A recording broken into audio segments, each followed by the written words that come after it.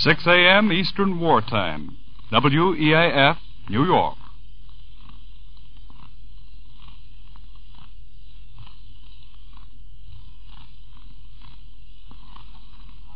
This is the NBC Newsroom in New York. This is your reporter, Don Goddard. The Allied communique, number 3, this morning, as communiques always do, contains carefully worded phrases. No extravagant announcement, this. We can only read between the cautious lines and get some overall picture of how well our attack really seems to be developing there on the northern coast of France. First, we're told, officially, that the Allies have made new landings along the invasion coast. We know, too, that the enemy has not had the sea power to interfere with those Allied ships which carried the assaulting troops to the shores of France. No further attempt at interference with our seaborne landing has been made by enemy naval forces. Those are the exact words from the communique number 3. And then we learn, too, that in those sectors where the enemy coastal batteries have not been reduced to silence, heavy units of the Allied navies are still pounding away. We've kept hammering at the big guns protecting Hitler's west wall, and we'll keep on pounding until all the Nazi guns are mute. And then the Allied communique, this communique number 3, gives these significant details on the progress made by our air forces. At twilight yesterday, says General Eisenhower's command, and for the 4th time during that day, Allied heavy bombers attacked rail communications and bridges in the general battle area. There was some increased air opposition by the Nazis, and it cost them 26 planes. We lost 1 bomber and 17 fighters.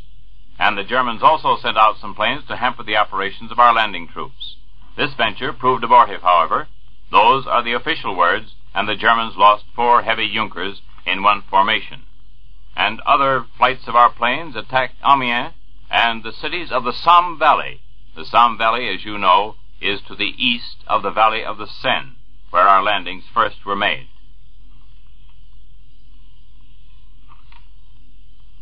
But of course, even with all the information we have out of this communique, there are still some important questions to be asked.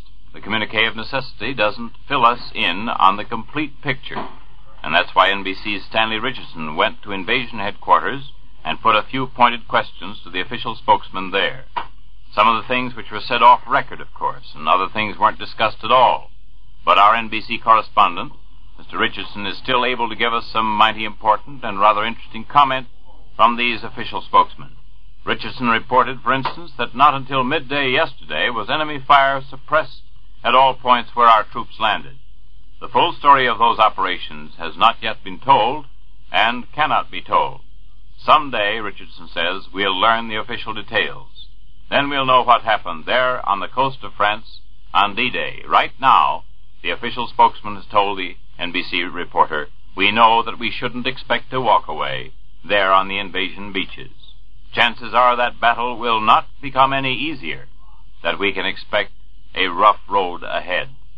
And the official spokesman also warned that the enemy will send submarines, or will try to send submarines into the channel, and that we may yet have the problem of some stiff enemy naval oppositions from those submarines there in the waters between the British Isles and the French invasion coast. Of course, already our Navy is taking precautions against those submarines, but the Navy's job is not yet done. A bulletin from London. London says a German transocean news agency broadcast has just announced that German mobile formations have reinforced coastal defenses in France. This is an enemy report. This is the NBC Newsroom in New York.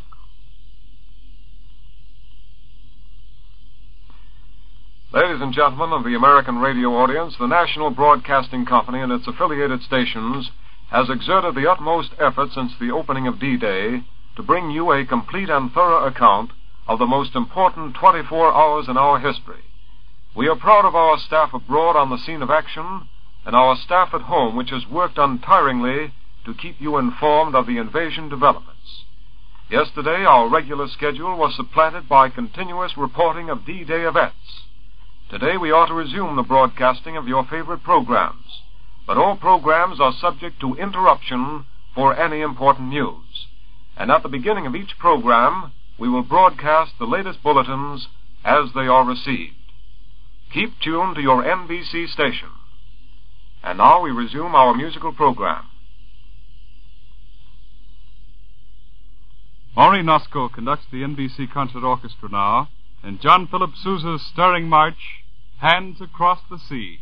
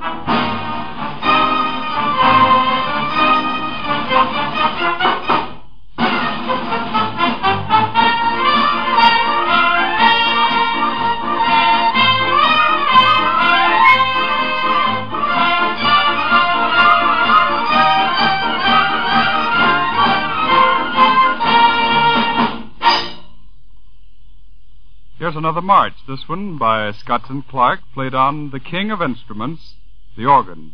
George Shackley is our artist, and he plays the Torchlight March.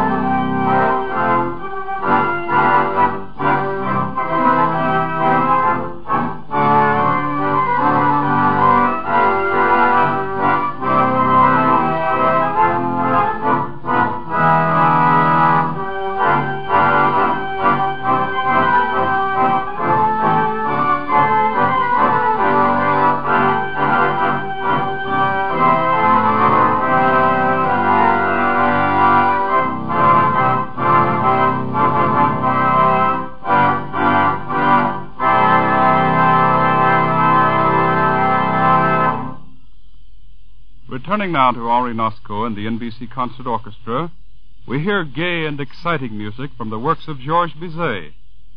Although a French composer, Georges Bizet spent much of his time and effort in setting to music his impressions of life in Spain. Example is his charming and delightful opera Carmen, although it's true that Bizet did not forget his native land. Forthwith, we have his musical impression of life on the island of Arles. L'Arlésienne Suite by Georges Bizet.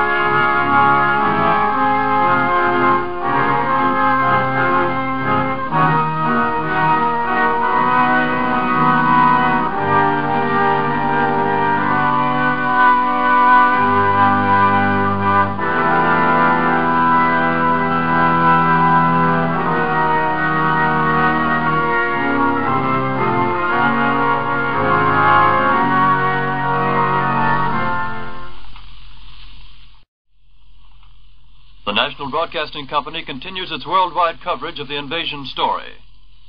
Here are the latest developments, the latest news that has come in on the Allied invasion of France, as that assault across the continent goes into its second day. The Berlin correspondent in Stockholm says that new Allied landings have been made throughout the night in northern France, particularly in the area of Caen. And new reinforcements, the total strength of the Allied invasion forces, has been brought to 6 parachute and airborne divisions. Of course, this is an enemy report. It comes from the Stockholm, which we have been warned by the OWI is not too reliable a source of information. But the information is there for what it's worth. And then there's the late report by NBC Stanley Richardson, a late report direct from General Eisenhower's headquarters, telling us that there have been no new Allied naval losses. Losses since those announced yesterday afternoon, the loss of 2 destroyers and a tank landing ship. Richardson also has a word of caution, a warning that there are some tough battles ahead, that the enemy, which so far has offered only light naval resistance, might suddenly send submarines into the channel to interfere with our amphibious operations. And the third Allied communique this morning, headquarters says that Allied invasion forces are making satisfactory progress on the French coast. Landing operations are being carried out without interference from German naval forces. Allied heavy bombers made 4 attacks on enemy rail communications and bridges in the battle area during the first day of the invasion. 26 enemy planes were shot down.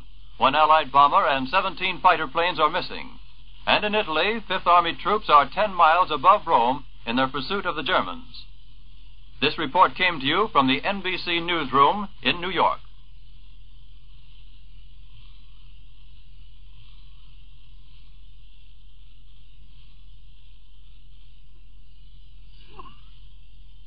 .660 on your dial, WEAF, New York.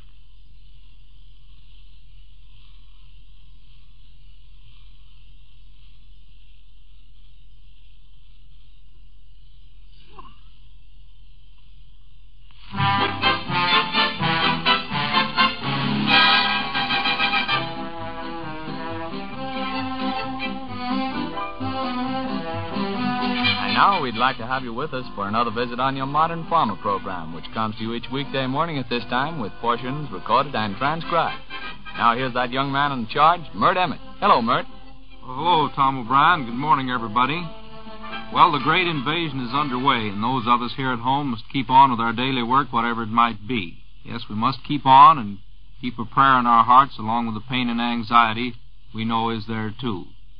To begin with this morning, you have heard the news, of course. You will hear the news all through the day on WEAF as any important bulletins come in, as well as on the NBC programs throughout the day. To begin with, on this program this morning, we would like to present a hymn by Emil Cote and the choir. My Faith Looks Up to Thee. Oh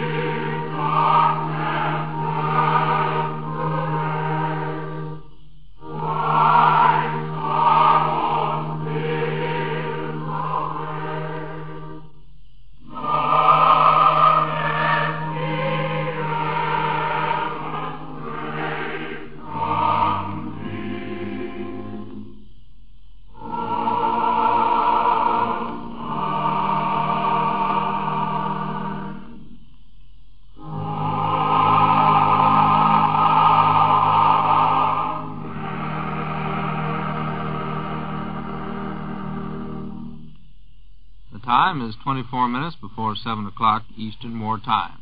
Since this is Wednesday, folks, we're going to have a regular feature this morning, which, as many of you know, is the Orchard and Truck Crop Review. We think we have several items that will be of interest to both farm and city dwellers in today's edition. But first, here's a special word. Every farmer knows that a hailstorm can destroy a crop, yet some farmers are content in the belief that it always hails on the other fellow's farm. Did it ever occur to you that you may be the other fellow this year? Now, how long do you think that hail will continue to pass you by? Well, it's going to hail this summer, we can be sure of that, and your farm or no other farm is immune from hail. We know that, too. Well, hail damage to growing crops has always been quite a serious problem to farmers. 25 years ago, farmers asked insurance men to help them solve this problem. As a result, 13 leading old-line capital stock fire insurance companies got together and formed the Rain and Hail Insurance Bureau. Now, one of the jobs of this bureau is to supply farmers with free information about hail insurance on growing crops. I have here a mighty helpful free booklet published by the Bureau which tells you how the moderate cost of hail insurance protects you against loss from hail damage to your crops. Now, this attractive illustrated booklet will be sent to you free of charge without any cost or obligation. What do you have to do? Well, just this, and it's very simple. Just write your name and address and the word hail on the back of a penny postcard and mail it to Modern Farmer, Station WEAF, New York 20, New York. That's the word hail on the back of a penny postcard, along with your name and address, and mail it to Modern Farmer, Station WEAF, New York 20, New York. And we'd advise that you get that job done right away today. Well, time is 22 minutes before 7 o'clock Eastern War Time. Well, this morning's headlines in the Orchard and Truck Crop Review include special word on vegetable prices, how to treat lima bean seed, how to make a better lettuce salad. Those are just a few of the things in this morning's review. Well, to begin with, the Senate and House Committee on Banking and Currency have filed separate bills that are being thrashed out at the present time. The Senate bill extends price control until December 31st, 1945. That's the end of next year, while the House would end it on June 1st of next year. The Senate version limits subsidies after June 30th of next year to funds appropriated by Congress for that purpose, while the House draft permits the continuation of present subsidies, but no others for the next 12 months. A provision included in the House bill reads like this. Whenever a maximum price is established on any fresh fruit or fresh vegetable, adequate allowance shall be made for hazards of production and marketing of such commodities throughout the crop year, including increased costs due to crop losses which have resulted or may result from such hazards. Now, if a maximum price has been established on any such commodity, the price administrator shall take immediate action to review and increase such maximum price from time to time by making further allowance to compensate for subsequent changes in such conditions, including reductions in crop yield. 20.5 minutes before 7 o'clock. The War Food Administration has announced some more A Award winners, recognition for outstanding performance in the production of food. So we'd like to salute a couple of the processing plants near at home that will soon be flying the coveted A Award banner.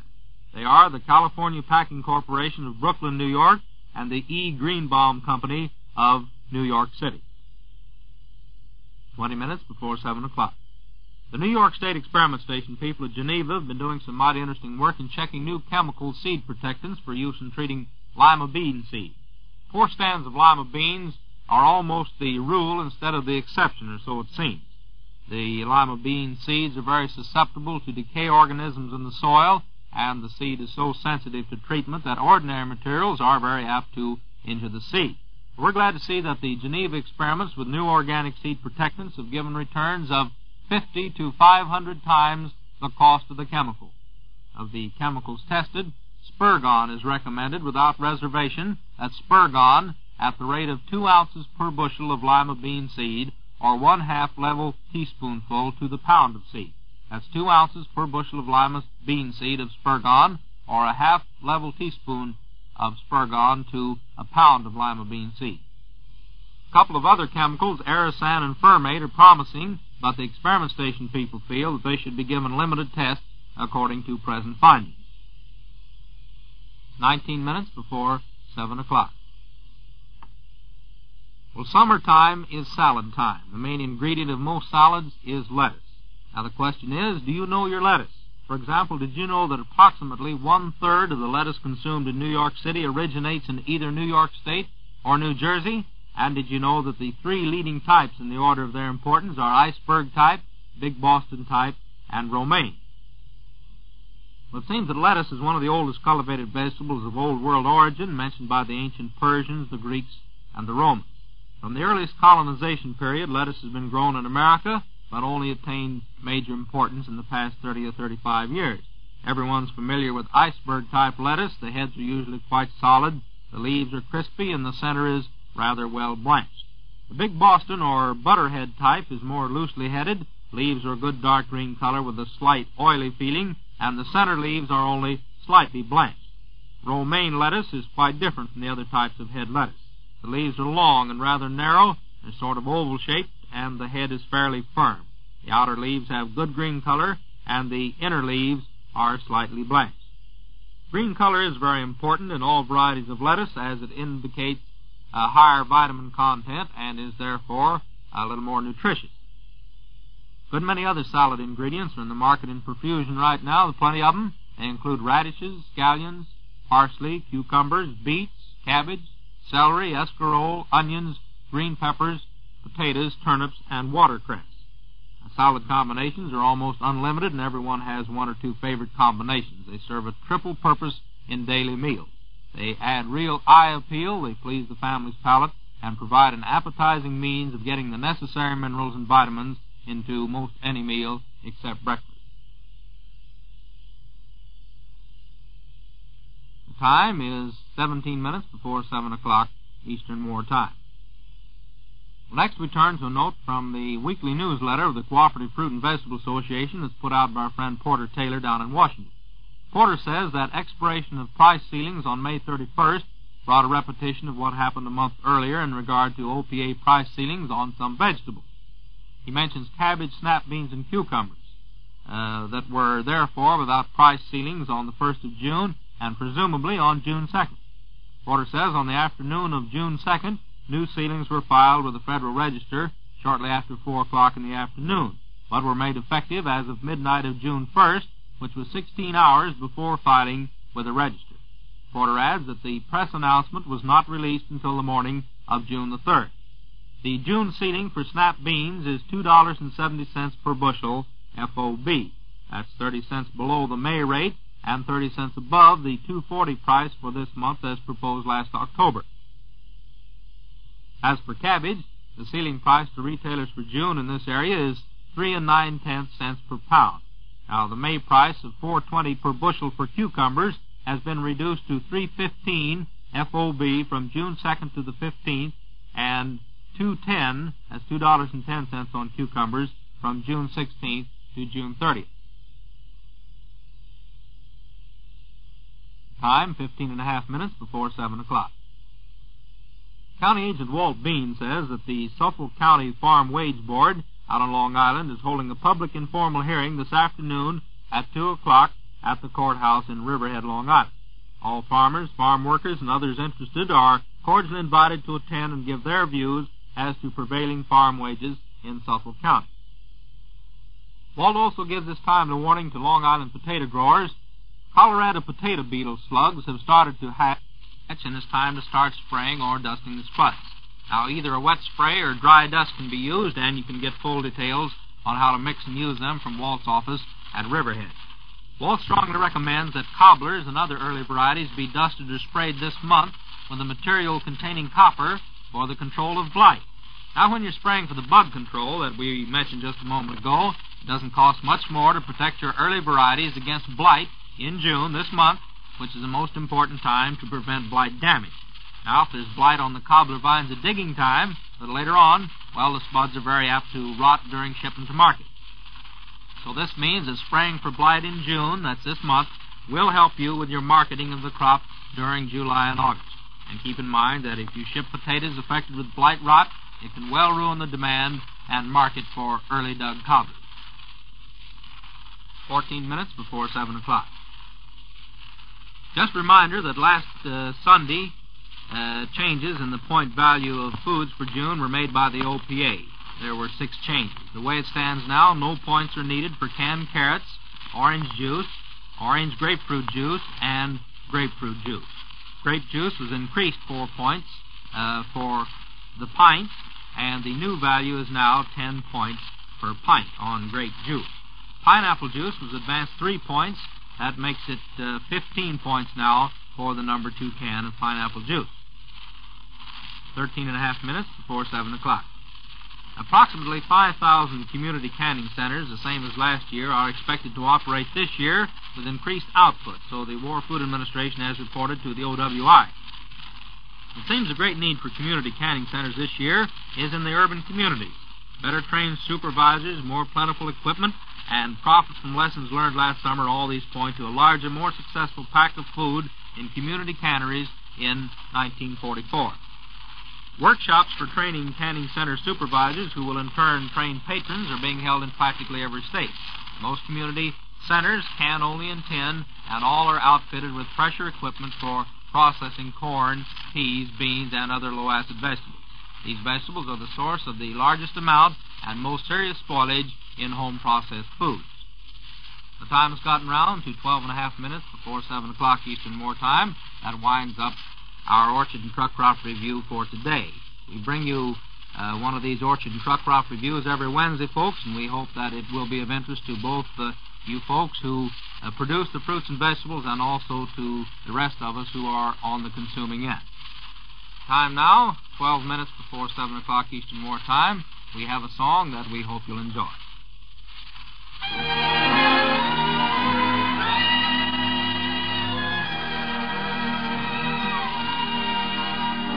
Oh, give me a home where the buffalo roam, where the deer and the antelope play,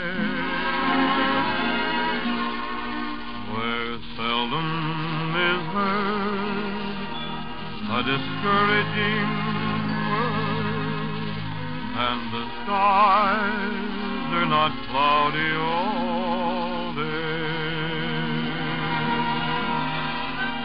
Home, home on the range,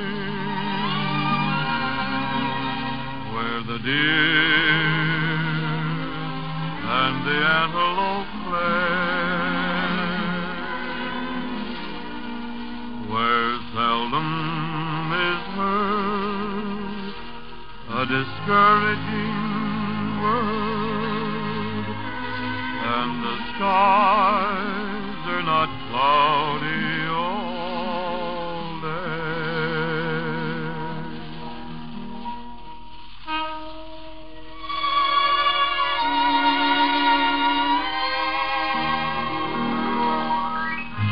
I have a true confession to make to you alone. It's all about the way I love you and adore you, my own.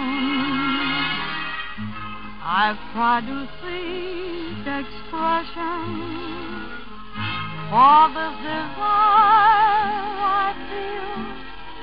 You've made a very deep impression that my heart must reveal. Let me confess what I feel for you and the dreams that I dream. I'd even lie and steal for you, or go to most any extreme. This is my true confession.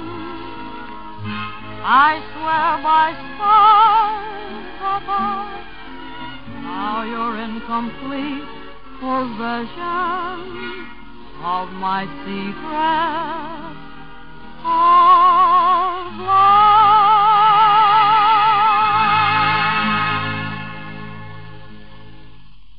The time is 9 minutes before 7 o'clock Eastern War Time. Well, as you can well imagine, there has been considerable goings-on in our newsroom.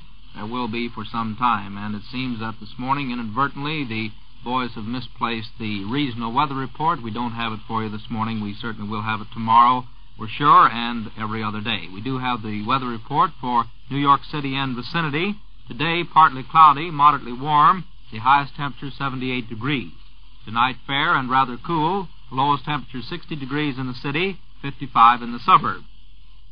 Tomorrow, fair and moderate temperature, dry air and moderate winds through tomorrow. The temperature now in New York City is 65 degrees. The humidity is 63%. And the time is 8 minutes before 7 o'clock Eastern Moor Time. Look now at our 180 special for this morning, 180 seconds or 3 minutes of streamlined news and notes we thought you might want to know about. Ladino clover, though it's a valuable crop, is a pretty tricky one to handle. Now, it's different from alfalfa and other clovers in its growth habits and has to be handled differently and given particular care during the grazing season, according to our friend H.R. Cox, who's extension agronomist at Rutgers. Lots of growers found out last year that Ladino clover won't stand the continuous grazing that a little white clover gets in permanent pastures. Ladino needs rotation grazing with ample periods of recovery in between grazing, and it needs 5 or 6 inches of top growth with which to go into the winter. 7.5 minutes before 7 o'clock. How would you like to have a portable barbecue pit to take around from place to place this summer? Well, we know that may sound a little funny, but Better Homes and Gardens magazine has a suggestion for making yourselves a portable pit if you have a steel-bodied wheelbarrow. They say to fill the wheelbarrow partly with screened sand, then take a few pieces of 1/4 by 1 inch strap iron, which you can probably find in a junkyard, long enough to reach across the barrel and bend down an inch or so on each side. 3 or 4 of these straps spaced a few inches apart across the steel-bodied wheelbarrow will support grills, coffee pots, and sundry utensils over the fire that you build in the sand right in the wheelbarrow. It's 6.5 minutes before 7 o'clock.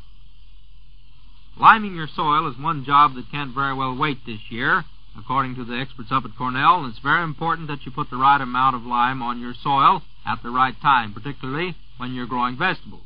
Now, lack of lime will result in poor crops where lime is needed, and we can't afford any such crop failures these days. Now, just exactly what the right amount of lime is depends on several things naturally. The kind of crop you're going to grow is one of them. Some crops, you know, are more sensitive to an acid soil than others are. Then you've got to check and see what reaction your soil has this year. Soil texture also figures in. And the amount to put on depends on the kind of lime that you will be using. It's 6 minutes before 7 o'clock. With warm weather here, your dairy cows are going to need plenty of water and shade while they're on pasture. C.N. Hall, who's the new extension dairyman over at Penn State, tells us that a large-sized cow that's producing heavily will drink between 150 to 300 pounds of water every 24 hours. Now, that may seem like a lot of water, but it just shows how important it is to have water before your cows all the time. Now, if you have to use tanks or troughs, be sure that they're good and clean. They should be cleaned out every 2 weeks in hot weather. Now, if your cows are going to consume all the water necessary for real capacity milk production, the water must be fresh and clean. You'll find that cows will drink more water between 6 and 9 o'clock in the evening than any other time during the day. Now, cows suffer from extreme heat as well as extreme cold, so make sure that your cows have plenty of shade on pasture. If there aren't any trees around, give them a shed that is open on all sides. The time is 5 minutes before 7 o'clock Eastern Moor Time. That's all the 180 special for this morning. And here's a very interesting note on the Farm News Wires from Washington this morning. After considerable shopping around, President Roosevelt finally found a man to fill a USDA vacancy.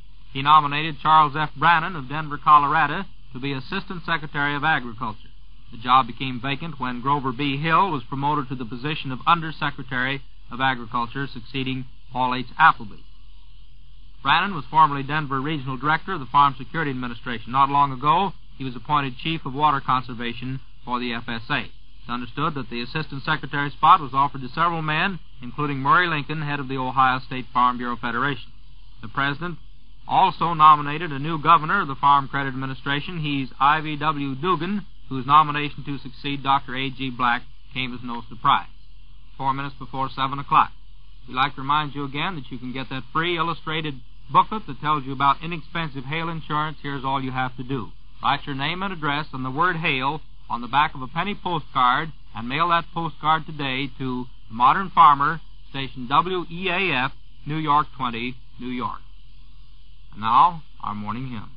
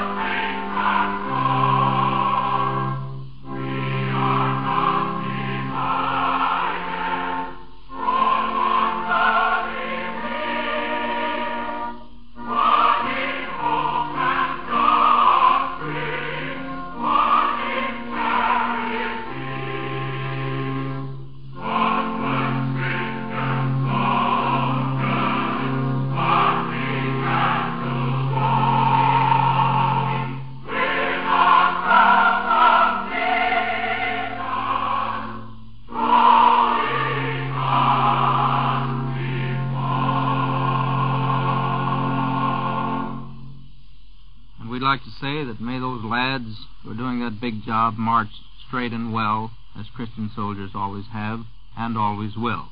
The time in 20 seconds will be 1 minute before 7 o'clock Eastern War Time. Tomorrow morning we're going to visit a group of up-and-coming New Haven County, Connecticut 4-H club people in the town of Orange. We'll talk with county leader Warren Brockett, several leaders and members of the Orange 4-H Agricultural Club. Of course, we'll have another edition of the 180 Special, songs and music we hope you'll enjoy, including our morning hymn, latest news and weather reports. Well, for now, this is Mert Emmert saying goodbye, the best of luck, and keep smiling. Man's inhumanity to man makes thousands mourn. Well, so I'm Mert Emmert. Until tomorrow. Friends, you've been listening to your Modern Farmer program conducted by Mert Emmert. This program, with portions recorded and transcribed, comes to you each weekday morning at 6:30 from our Radio City studios. This is the National Broadcasting Company.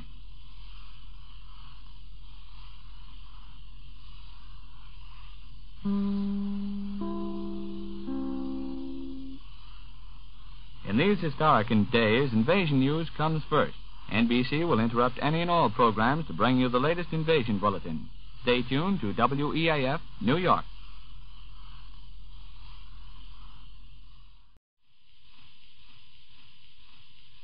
Allied troops continued their landings on the northern coast of France throughout yesterday. The third invasion communique from Supreme Allied Headquarters says satisfactory progress has been made thus far in the invasion of Hitler's Europe. The communique says that United States Rangers and British commandos took part in the landings, and the war bulletin adds that no further attempts have been made by enemy naval forces to interfere with our seaborne landings of men and material.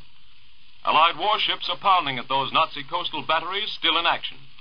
At twilight yesterday, for the fourth time during the day, Allied heavy bombers poured explosives on rail communications and bridges in the general battle area. The communique notes increased air opposition from the Germans and announces that 26 Nazi planes were shot down. 1 Allied bomber and 17 fighters are missing. 4 of a dozen German dive bombers which attacked Allied beach forces at one place were destroyed. Rail centers, bridges, military buildings, and communications were chewed up by explosives at Abancourt, Cerquet, Amiens, and Vire. These raids were carried out by Allied medium and light bombers. Fighters and fighter bombers flew in low to attack German troops and motor truck columns. The third invasion communique declares that from dawn to dusk, a vast Allied fighter force maintained vigil over our shipping and over the assault area. The struggle for the liberation of Europe is well into its second day. The ticklish operations of the initial landings have been completed with success beyond the expectations of the Allied military and naval leaders. The American and British troops of the Allied Expeditionary Force are said to have occupied a 50-mile stretch of the French coast along the Cherbourg Peninsula. Radio correspondent Herbert Clark has broadcast that the Allied forces have driven as much as 12 miles inland at some points. Clark said the American forces are moving inland rapidly to make contact with airborne troops landed during the early hours of the invasion. Powerful formations of Allied warplanes streamed out across the English Channel shortly after 8 a.m. London time today.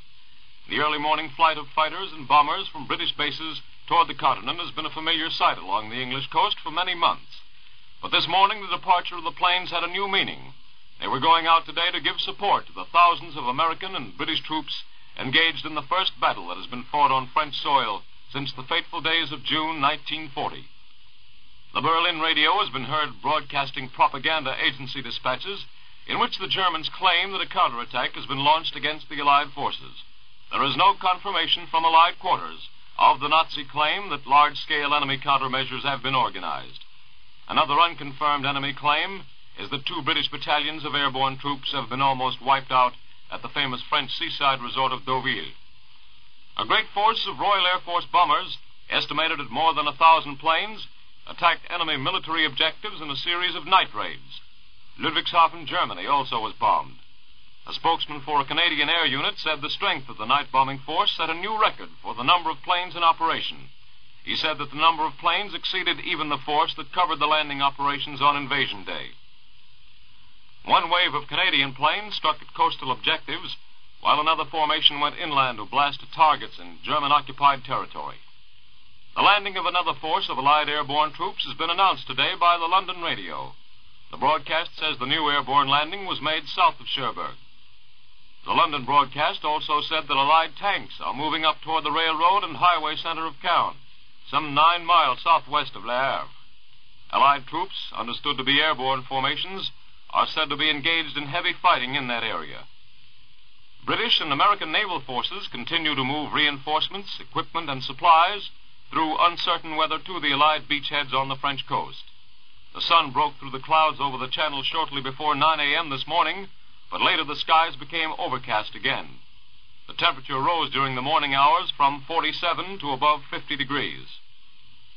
On the other Allied front in Europe, Fifth Army troops in Italy have pushed 10 miles above Rome in pursuit of retreating Nazi forces. An Allied communique says that only light resistance is being encountered from German rearguard units. And here's a bulletin which has just come in from Allied headquarters at Kandy in Ceylon. It says that the Japs have decided that they've had enough in the Kohima area of India and are withdrawing all their troops from that region. That's the news up to the moment. More invasion news later. From the NBC newsroom in New York, this is the National Broadcasting Company.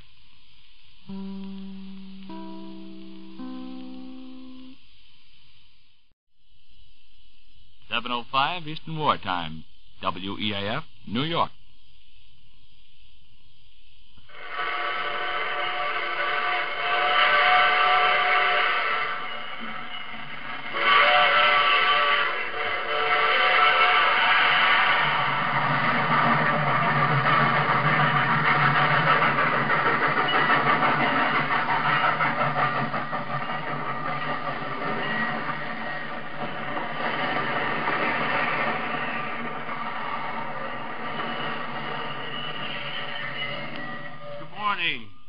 Good morning, gang. How are you?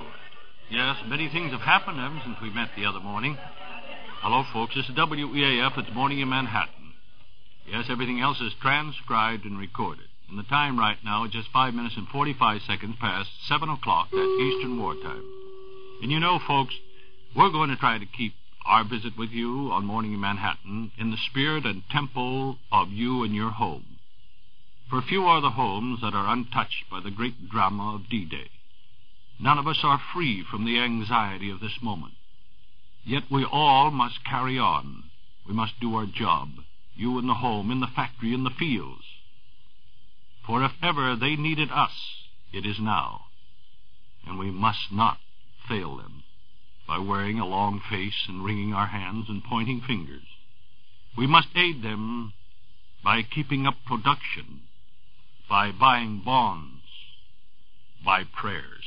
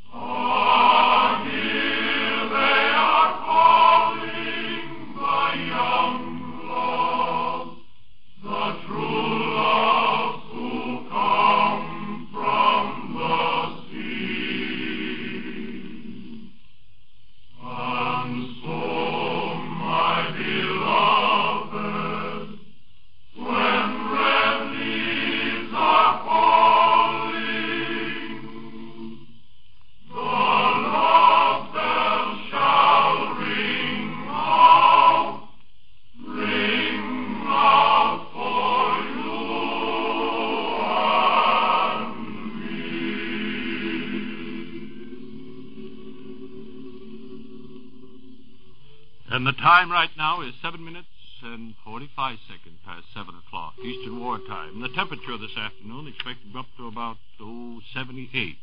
Right now it is 62, they tell me. Is that right, O'Brien? That's correct, Uncle Henry. What's that, Paul? Button. No, 71. 10. What are you waving for? Oh, no, it's just one of those things. All right, while they're talking to me, folks, here's a little transcription from a very fine organization. Just 59 seconds. Here is part of an actual letter received by the makers of Wrigley's Spearmint, Doublemint, and Juicy Fruit chewing gum. The flying officers here, somewhere in England, find it practically impossible to obtain good American chewing gum. They've asked me to write to you on our behalf. We know how scarce gum is, but we can guarantee to chew it over Berlin for you. Money means little here in combat, but chewing gum is really appreciated. If you could send us a carton of 20 packs twice a month, we'd know the folks back home haven't forgotten it. If that's too much, anything you could spare would help. That should explain why all Wrigley's Spearmint, Doublemint, and Juicy Fruit is now being shipped overseas to our armed forces. Our supply of good available raw materials is limited. We can only make enough quality chewing gum to help out the men doing the actual fighting. When we can again bring back these fine brands in sufficient quantity for all, they will be back on the counter of your friendly local merchants.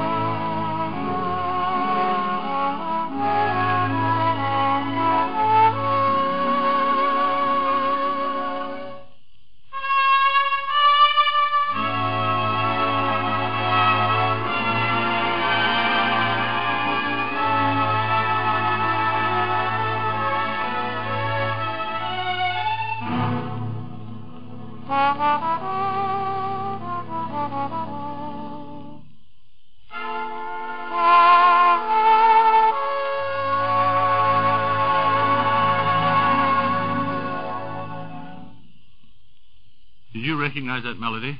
No, it's 10 minutes down, 45 seconds. We're on the 45-second business this morning. I'm going to wait until the clock gets away exactly 11 minutes past 7 o'clock, and the young man, the engineer of sound, will ring a bell.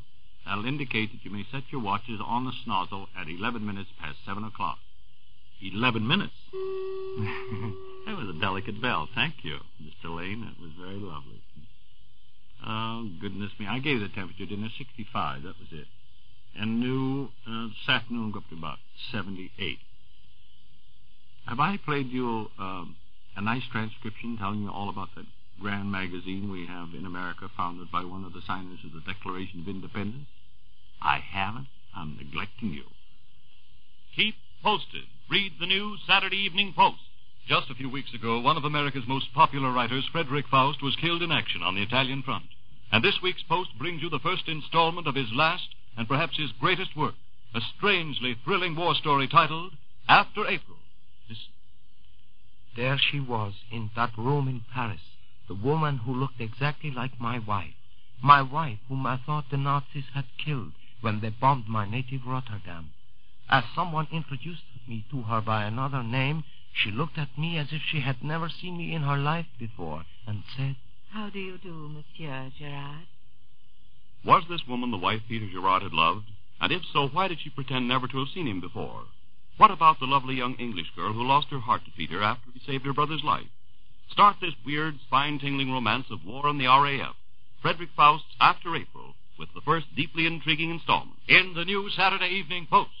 As martial oath in triumph floats and liberty extends its mighty hand, the flag appears with thunderous cheers, the banner of the western land, the emblem of the brave and true, its foes to protect no tyrant through the red and white and starry blue, is freedom, shield, and hope. Other nations may deem their flags the best and cheer them with fervent elation. But the flag of the North and South and West is the flag of life, the flag of freedom's nation. Hurrah for the flag of the free! May it wave as our standard forever, the gem of the land and the sea, the banner of the right. Let the tyrant remember the day when our fathers with mighty endeavor proclaimed as they marched to the fray that by their might and by their right it waved forever.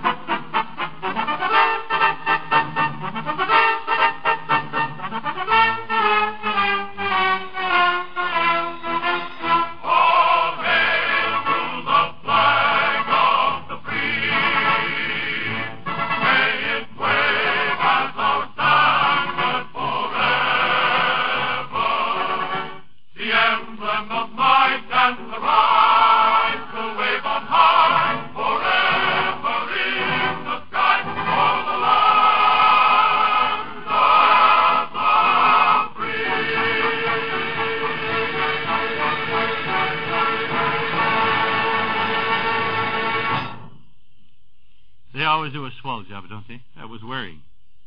The Stars and Stripes Forever. John Philip Sousa's greatest march. You know, there's a lot to that. Stars and Stripes Forever. You must hold me high. You must keep me great. And those young fellas are doing a grand job, aren't they? Holding high, keeping great. Yes, Jeannie? And Piccolo. Didn't I speak to you? You came in this morning. I don't know. I just thought it was nice to start the other way instead of the... Well, you understand, don't you, Moynihan? You helped me arrange the program. Oh, yeah, you agree with that. Maybe tomorrow, see? The tempo will be a little different tomorrow. Yes, Piccolo? Yes, it is necessary. Sure, we carry on just as ever. Oh, ladies and gentlemen, Piccolo has this thought for me to give to you regarding, these days and the sun is warm and folks go without hats and they go out there and their hair is so important to your well-being and it should be dressed accordingly. Yeah, just like your hair should be. So Piccolo has a story about a Brill cream. But in addition to that, just to show you that everything is, the way you'd want it, you received a very interesting book by Arthur Murray.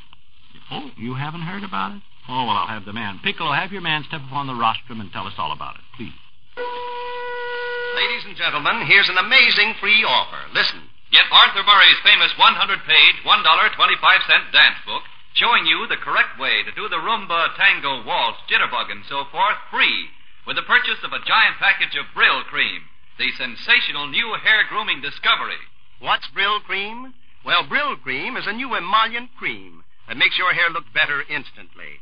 Yes, friends, makes it look richer, healthier, more lustrous, and really well-groomed. And that's not all. With massage, Brill Cream actually helps overcome dryness, removes loose dandruff, and helps check excessive falling hair. So, friends, today, get your hair looking lustrous, healthy, attractive.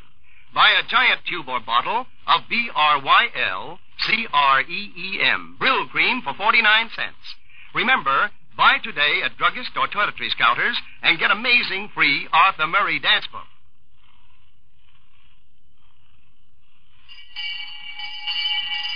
Uh-oh, there it is, 17 after, in time for the All-American Quiz with Uncle Henry himself. Hiya, pupils! Morning, Professor. Hiya, Barnesy. Why, good morning. Hey, Barnesy. Yes, you look serious. Well, I am a little serious. Would you just call the roll? And I want to speak to the class this morning. Are you serious in that? Yeah, just eliminate that usual patter of yours. All right. O'Brien? Here. Lane? Yeah. Payne? Here. Knight? King? Here. Barnes? Here. Yeah, thank you. You know, class, just have your attention a moment.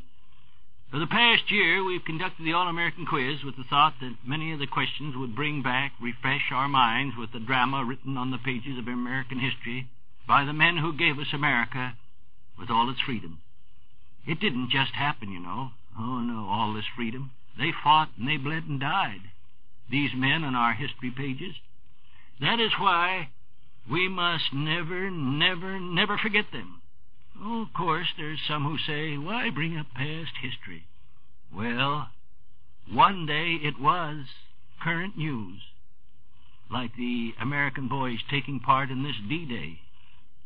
Do we ever want those who are yet unborn to say, when someone years hence, like us right now, should ask a question on history, say, of D-Day 1944, the day of liberation for thousands who were held on the tyrannical heel of the Hun, to say, well, why bring up past history? Why bring it up? The cost is too great and heartbreaks. Too many worlds have been shattered.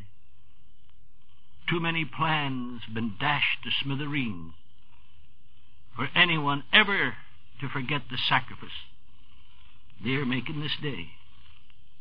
So sing loud their praises, and when complete victory is ours, don't stop singing their praises, for it's only in constant vigilance that peace will reign over this glorious land of the free America.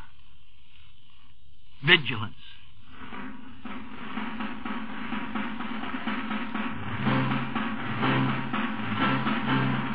We must be vigilant, Americans, let's go. With arms for the Army, ships for the Navy, let this be our goal. We must be diligent, Americans, let's go. Protect our shoreline to the shoreline of every native soul.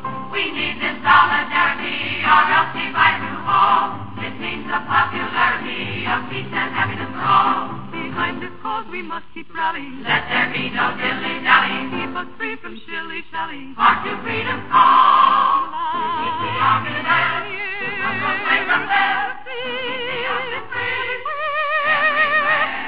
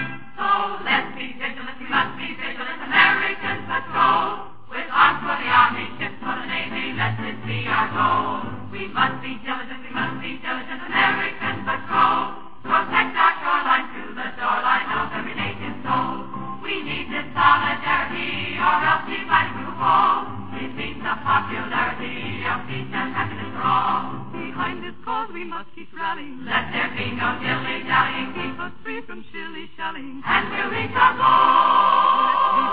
Let's be diligent American patrol. We will make them hop and we will never stop until we reach our goal. Let's keep them rolling high. Let's keep them flying high. The American patrol.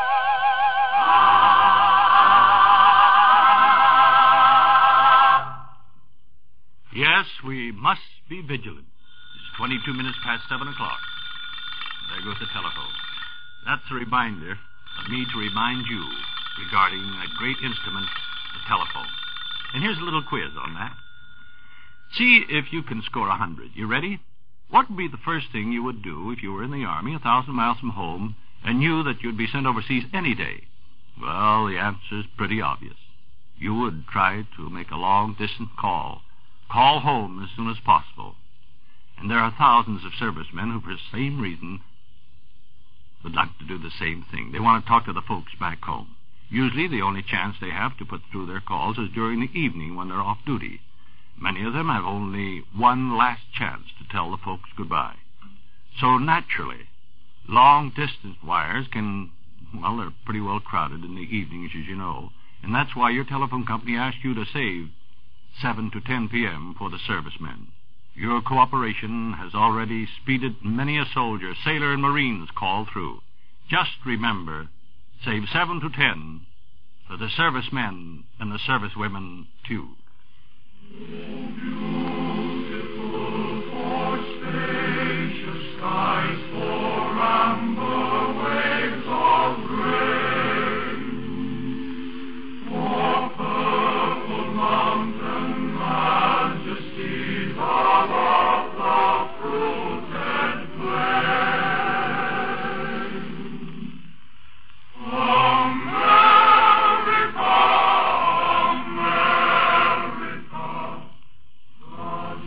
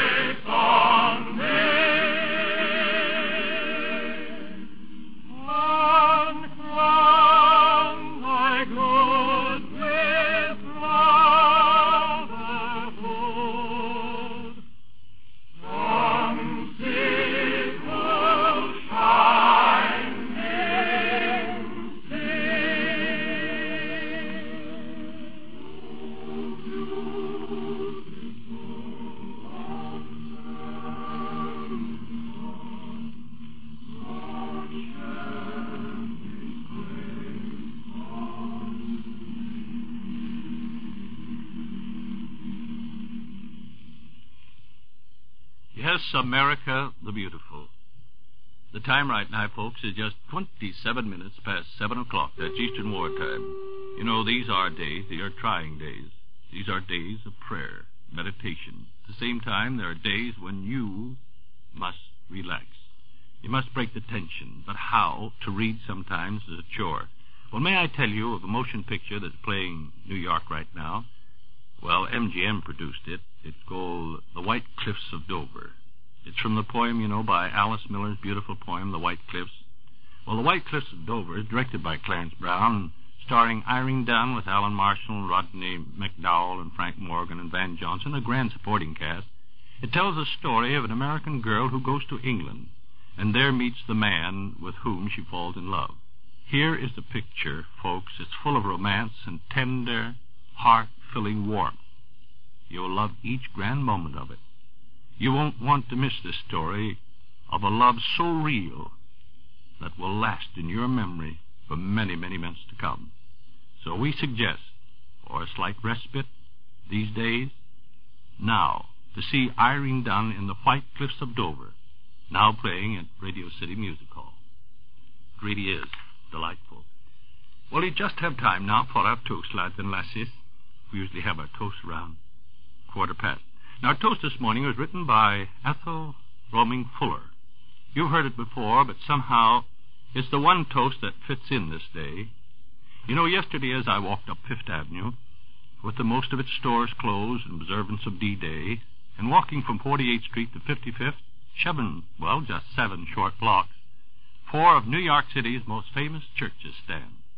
At 48th, St. Nicholas, St. Patrick's at 50th, St. Thomas at 53rd, and Fifth Avenue Presbyterian Church at 55th.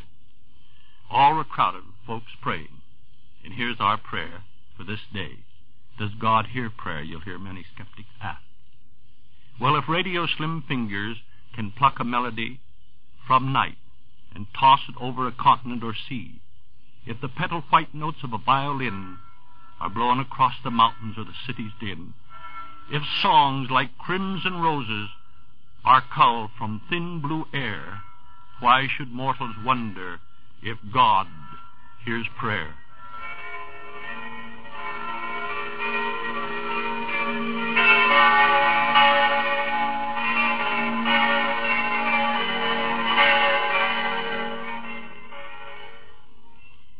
Morning in Manhattan, with portions recorded and transcribed, comes to you each weekday morning at 7:05 from our Radio City studios. This is the National Broadcasting Company.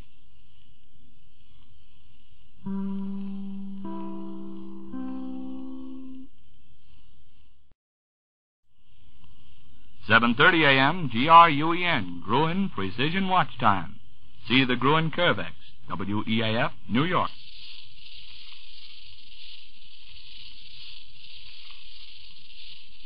Wednesday morning, June 7th, and this is Don Goddard with your morning news, brought to you by Sweetheart Soap, the soap that agrees with your skin.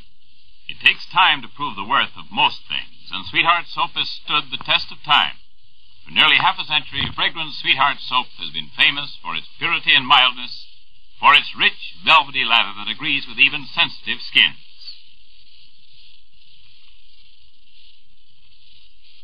The Battle of the Western Front has gone into its second day and its second stage now, settling down to the long, hard pull which lies ahead.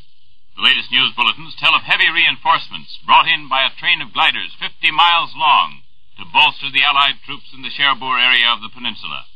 A 50-mile train of airships bearing fighting men, another of those fabulous armadas which have crossed the Channel by sea and air in the last 36 hours.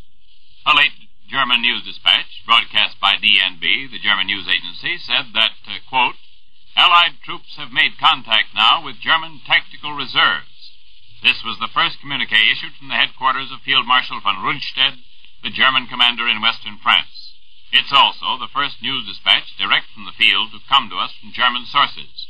And here's another, on the battle in Normandy. The DNB says the German High Command, which waited during the first day to see how the enemy plan would materialize, has now given its orders. Well, that's the Nazi way of putting it. New large groups of planes roared out over the Dover Strait to lend weight of their authority to the Battle of the Western Front early this morning, and a communique from the headquarters of the Supreme Allied Command says that the French campaign is progressing satisfactorily. The Germans say that they've launched fierce counterattack against Allied invasion troops east of Cherbourg. The Allied communique reveals that the Allies are now complete masters of the short sea route as well as the air route over the Channel. Says the communique, no further attempt has been made by the Germans to interfere with our seaborne landings. Those coastal batteries still in action are being bombarded by Allied warships. The communique adds that at twilight yesterday, and for the fourth time during that day, Allied heavy bombers attacked rail communications and bridges in the general battle area against increased air opposition by the Germans. This increased air opposition cost the Germans dearly, however. 26 of their fighter planes were shot out of the air. The Allies lost 1 bombing plane, 17 fighters. In one instance, the German aircraft tried to strafe Allied forces on the beach, but Allied air superiority prevented them from carrying out their purpose. 12 German planes flew over the beachhead, and 4 of them were knocked down before they could turn their guns on the ground troops. The other 8 Nazi planes gave it up as a bad job. Allied airmen, meanwhile, were ranging over German troops in their motor transport, as well as installations. Rail centers, bridges, military buildings, communications were attacked at Abancourt, at Cerquet, at Amiens, and fighters and fighter bombers flew low to attack enemy units and motor truck columns behind the lines, all up and down. From dawn to dusk, a vast Allied fighter force maintained vigil over our shipping and over the assault area, the communique says. And it's disclosed that the British dispatched more than 1,000 heavy bombers over the continental beachheads during the night, pouring a slipstream of explosives down on the Germans moving up to the front. In all, our planes flew the staggering number of 13,000 sorties over the new Western Front. 13,000 individual flights by bombers and fighter planes. That's 13,000 times what the Germans heard when the Germans heard the scream and whine of planes dumping explosives down upon them. In the best days of the Mediterranean Air Force in Italy during the Italian campaign, the Allies seldom flew more than a couple thousand sorties in their best days. But in France yesterday, the number, 13,000. And I've just been listening to a broadcast here at NBC from one of our NBC reporters in London, from Stanley Richardson. Reporter Richardson went up to the big gray granite building which houses the SHAEF, the Supreme Allied Headquarters, early this morning. It's afternoon in London now, of course. And after he got a copy of the communique, reporter Richardson sat down and he had a chat with the headquarters spokesman. And Richardson got some first-hand information on those landings yesterday, on the whole day yesterday. The kind of meaty information which is sometimes lacking from the dry bones of the official communiques. And here's the substance of what the headquarters spokesman had to say. And he knew, of course, that he was talking for publication, radio publication. He said that the naval phase of that battle is far from over. The Germans are expected to rush packs of submarines into the Channel to prevent the free shuttling back and forth of our naval units and transports.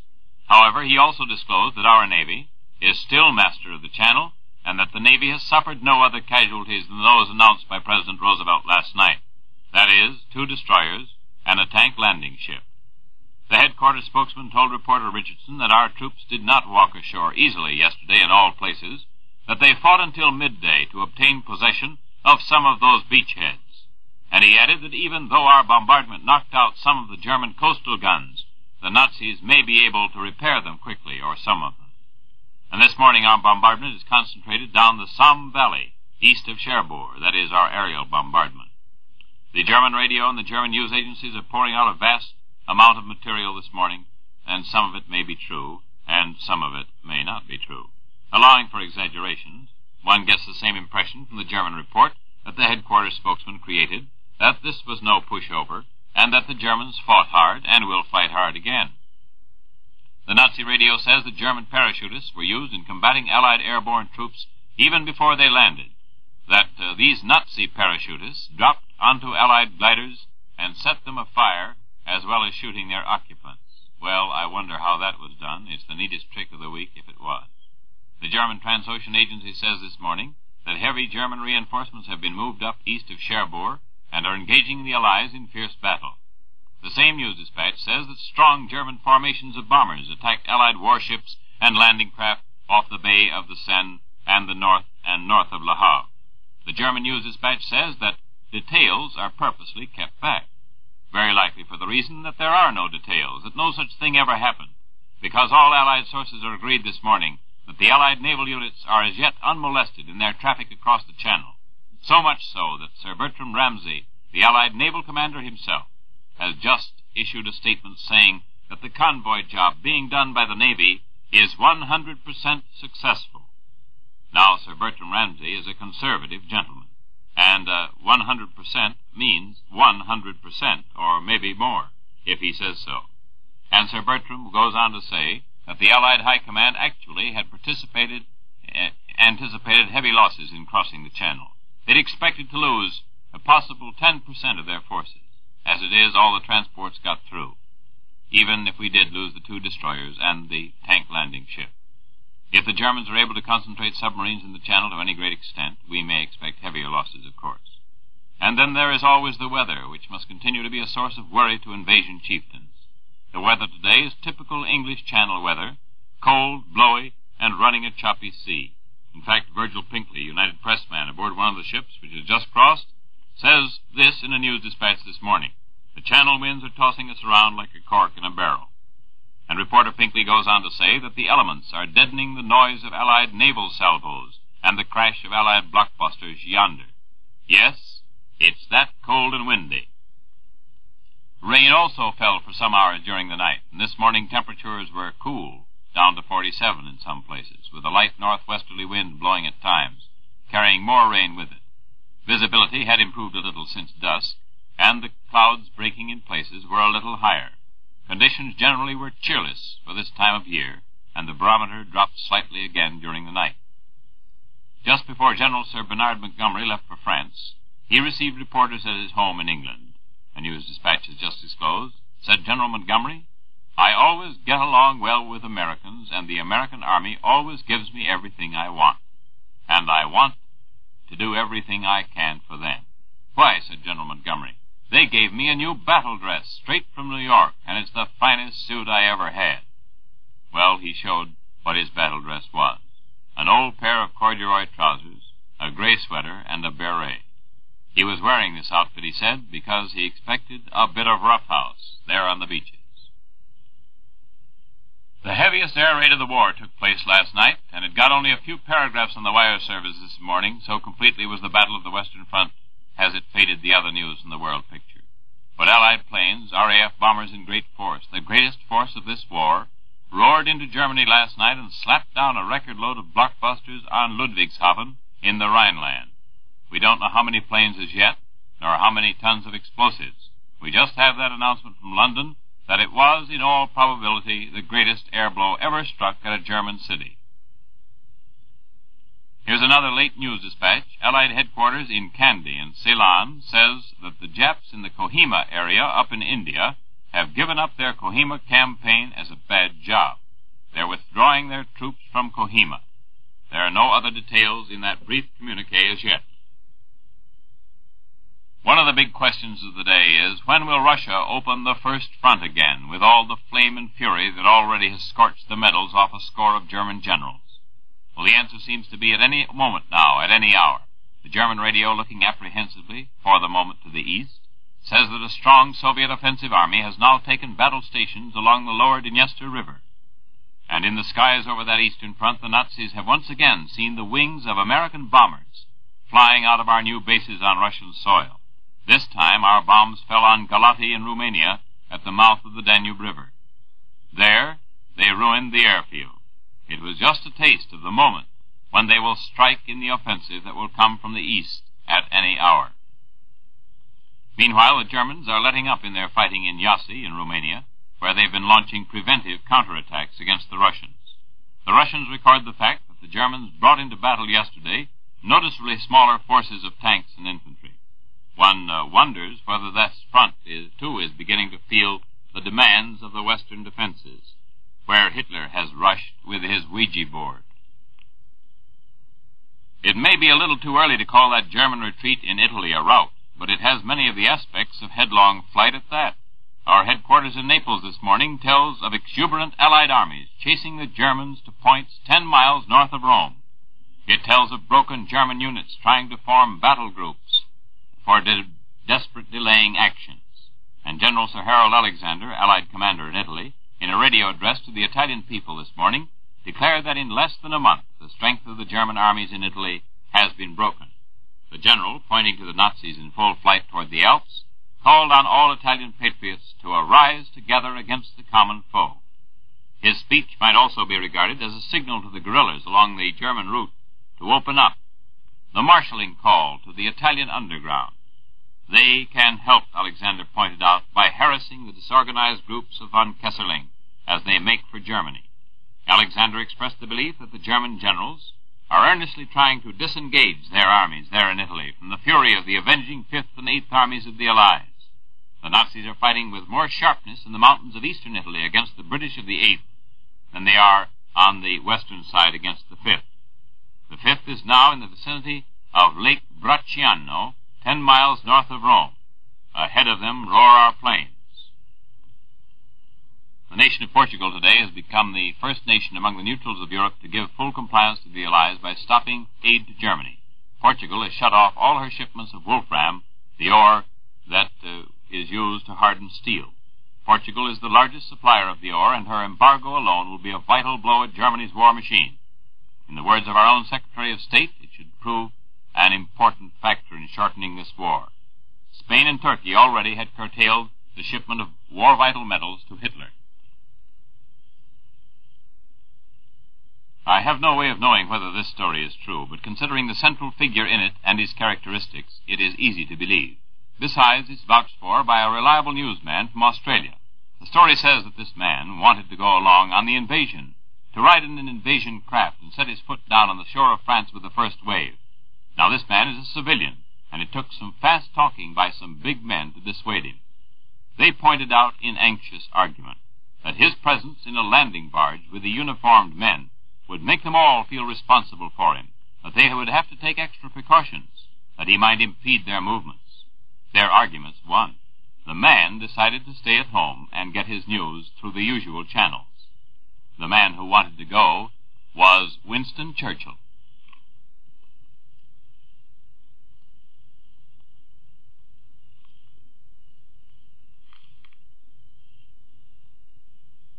Here's a message from the makers of Sweetheart Soap.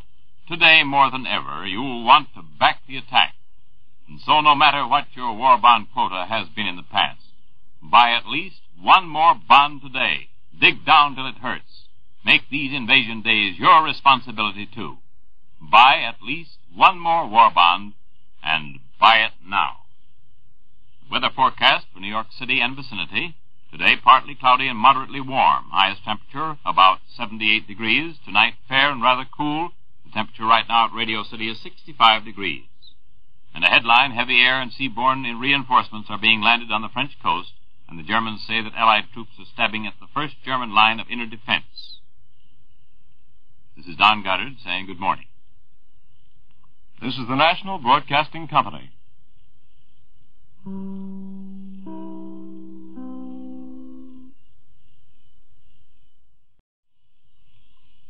WEAF, New York, brings you the news at scheduled periods. World News Roundup at 8 o'clock features reports from overseas by NBC's exclusive worldwide news coverage.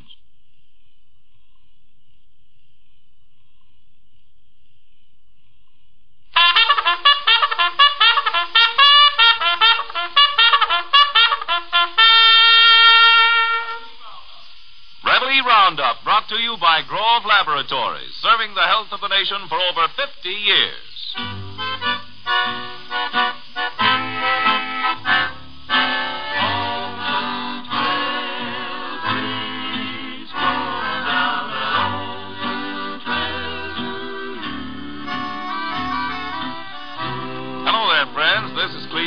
Walking right into your parlor and welcoming you to another Reveille Roundup with Louise Massey and the Westerners. Hi, neighbor.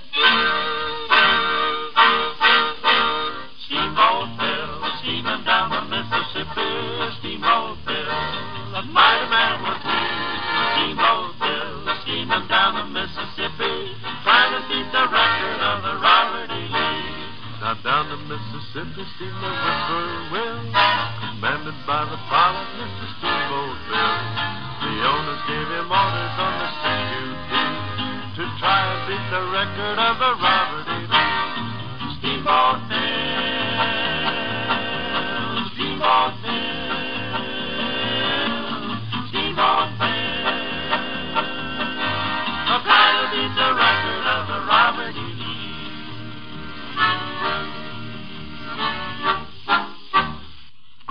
B-complex vitamins for quality. Grove is proud to have supplied large quantities of special formula vitamins to our armed forces. Thousands of B-complex users always ask their druggist for Grove's B-complex vitamins. Large size, over a month's supply, only $1. Unit for unit, you can't buy better quality B-complex vitamins than Grove's. Groves. Grove's B-complex vitamins.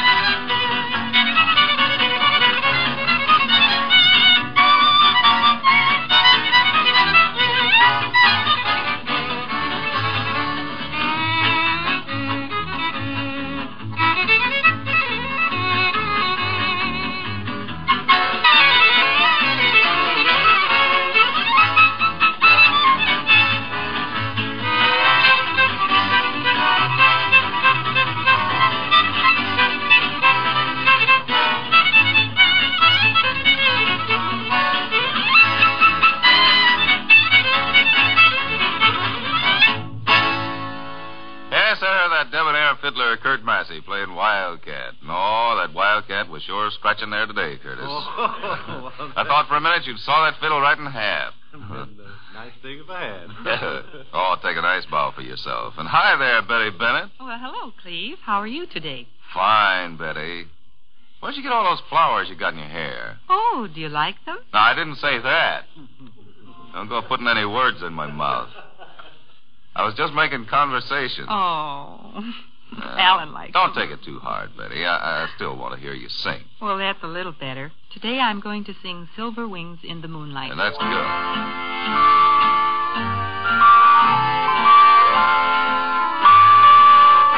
Silver wings in the moonlight, flying high up above,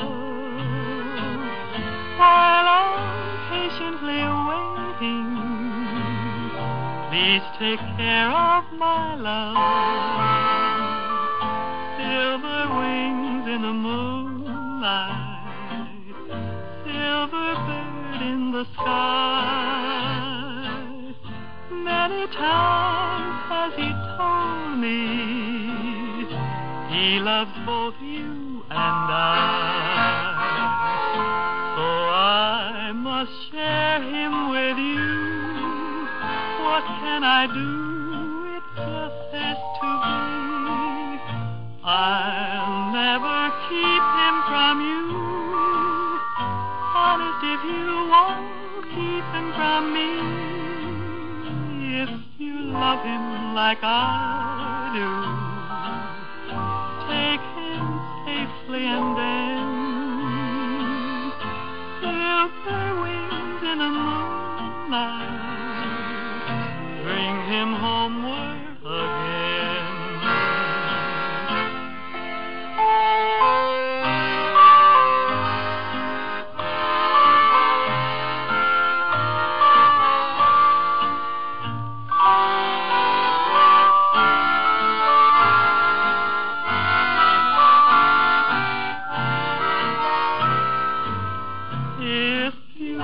Him like I do, take him safely and then silver wings in the moonlight, bring him homeward again.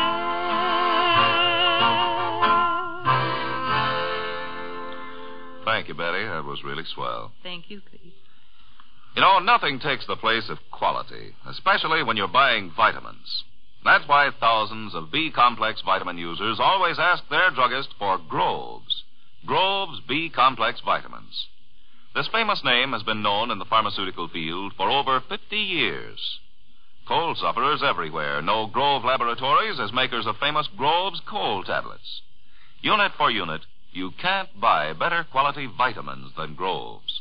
The vitamins taken all year round by many Major League Baseball teams. Men in the top flight, the championship class. And, too, Grove is proud to have supplied large quantities of special formula vitamins to the armed forces of the United States. Grove's B-complex vitamins cost only $1 for the large size. Only $3 for the big family size. Get Grove's, Groves, Grove's B-complex vitamins today. Vamos a Tepa, pierde nada, donde la vida se llevó. Allá me espera mi chapallera, única dueña de mi amor. San Benito, mi chaparrita, que cuando va de Florarizo, todos lo llaman la virgencita de la poquita de Correa. Ay, ay, ay, ay, ay, ay, señorita mía. Ay, ay, ay, ay, ay, ay, oh caballero mío. Ay, ay, ay, ay, ay, oh señorita mío. Ay, ay, ay, ay, ay, oh caballero mío. Aquel ranchero, a caballero, can always find someone to pay. A señorita, a sweet papita, her other lives will soon forget.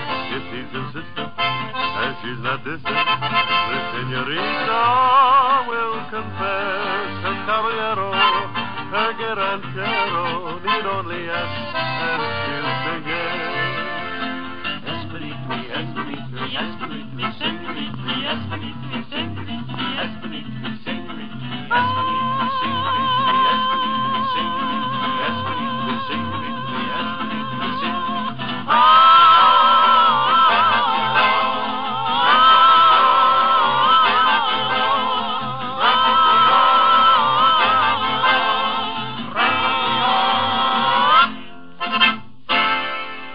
Asaltinatus. Is that right? My Spanish has got a broken back today. Friends, our hymn today, we feel sure, has a real message for all of us. God will take care of you. Be not dismayed, whatever betide. God will take care of you. Beneath his wings of love abide. God will take care of you. God will take care of you through every day, for all the way. He will take care of you. God will take care of you.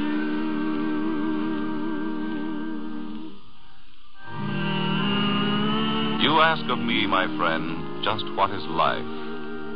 You fear it's only struggle, only strife. You ask if that would be enough. Oh, no, dear friend, life too means love. But struggle, strife, is sent to save us from existence of a knave.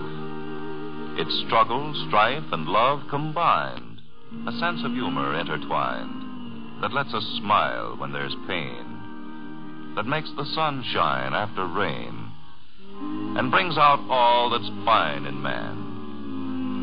Love such a life, then, if you can, and you won't ask nor doubt again. Then, friend, you lived not in vain. He will take care of you. God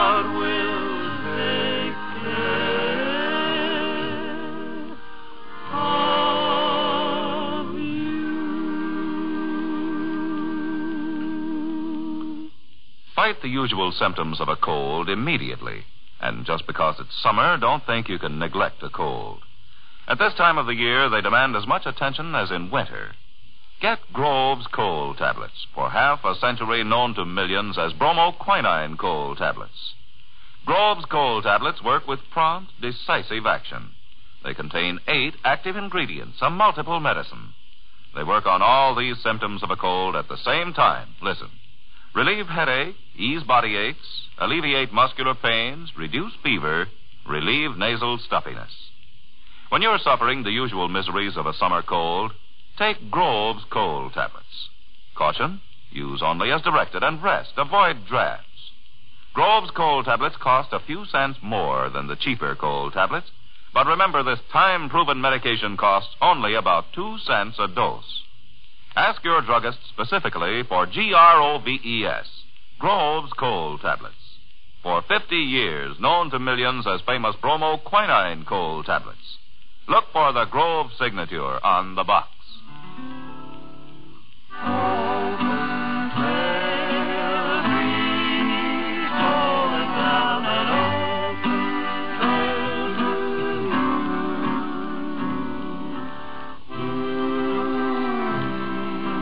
You know, friends, when you stop to consider how carefully this invasion was planned, you can realize how every little detail had to be thought about and taken care of way in advance.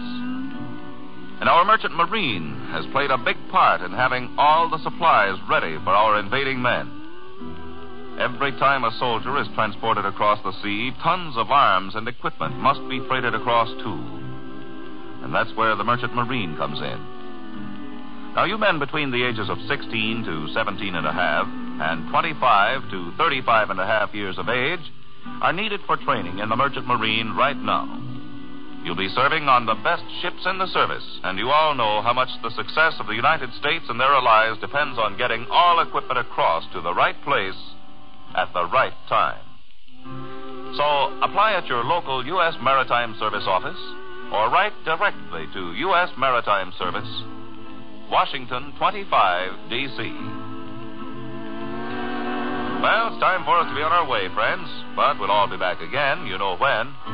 Reveille Roundup with Louise Massey and the Westerners is sent to you 3 times each week by Grove Laboratories.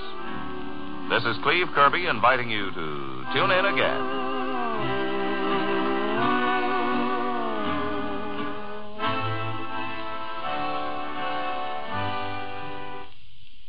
This is the National Broadcasting Company.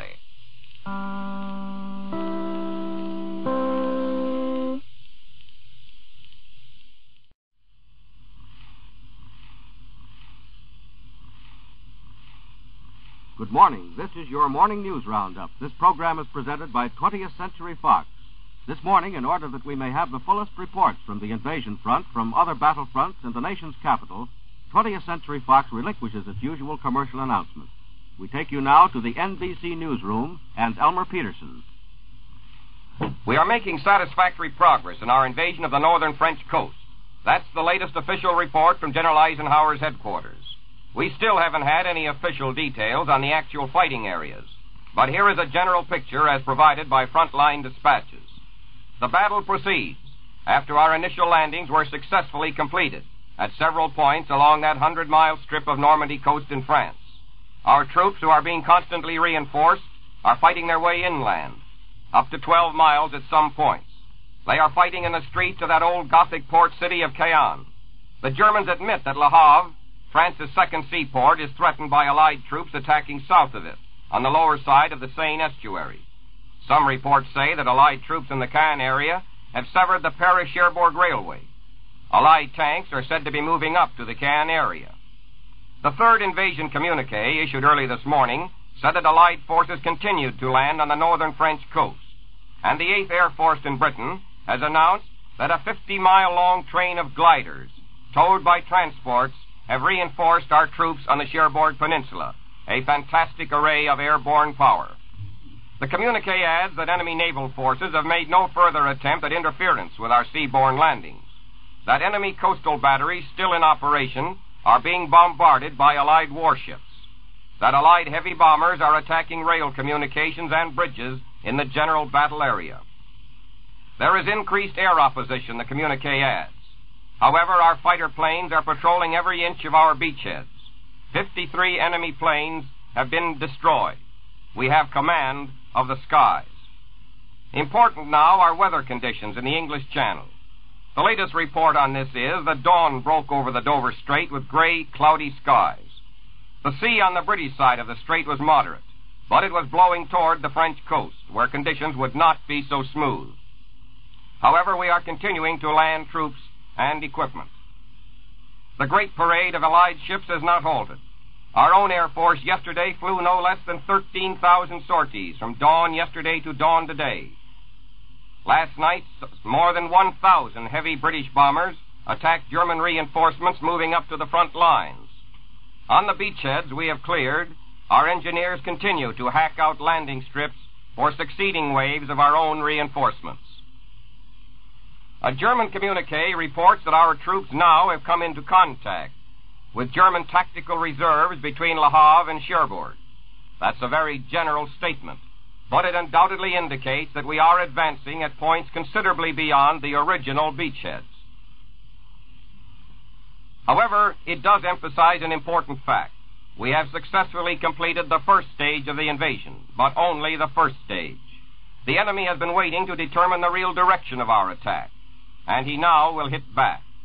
Today should see the start of the real test of our ability to keep going ahead.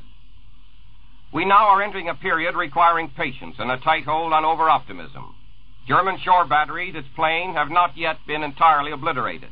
The German Air Force should come into the battle more effectively. There will be a race in the matter of supplies for the opposing armies.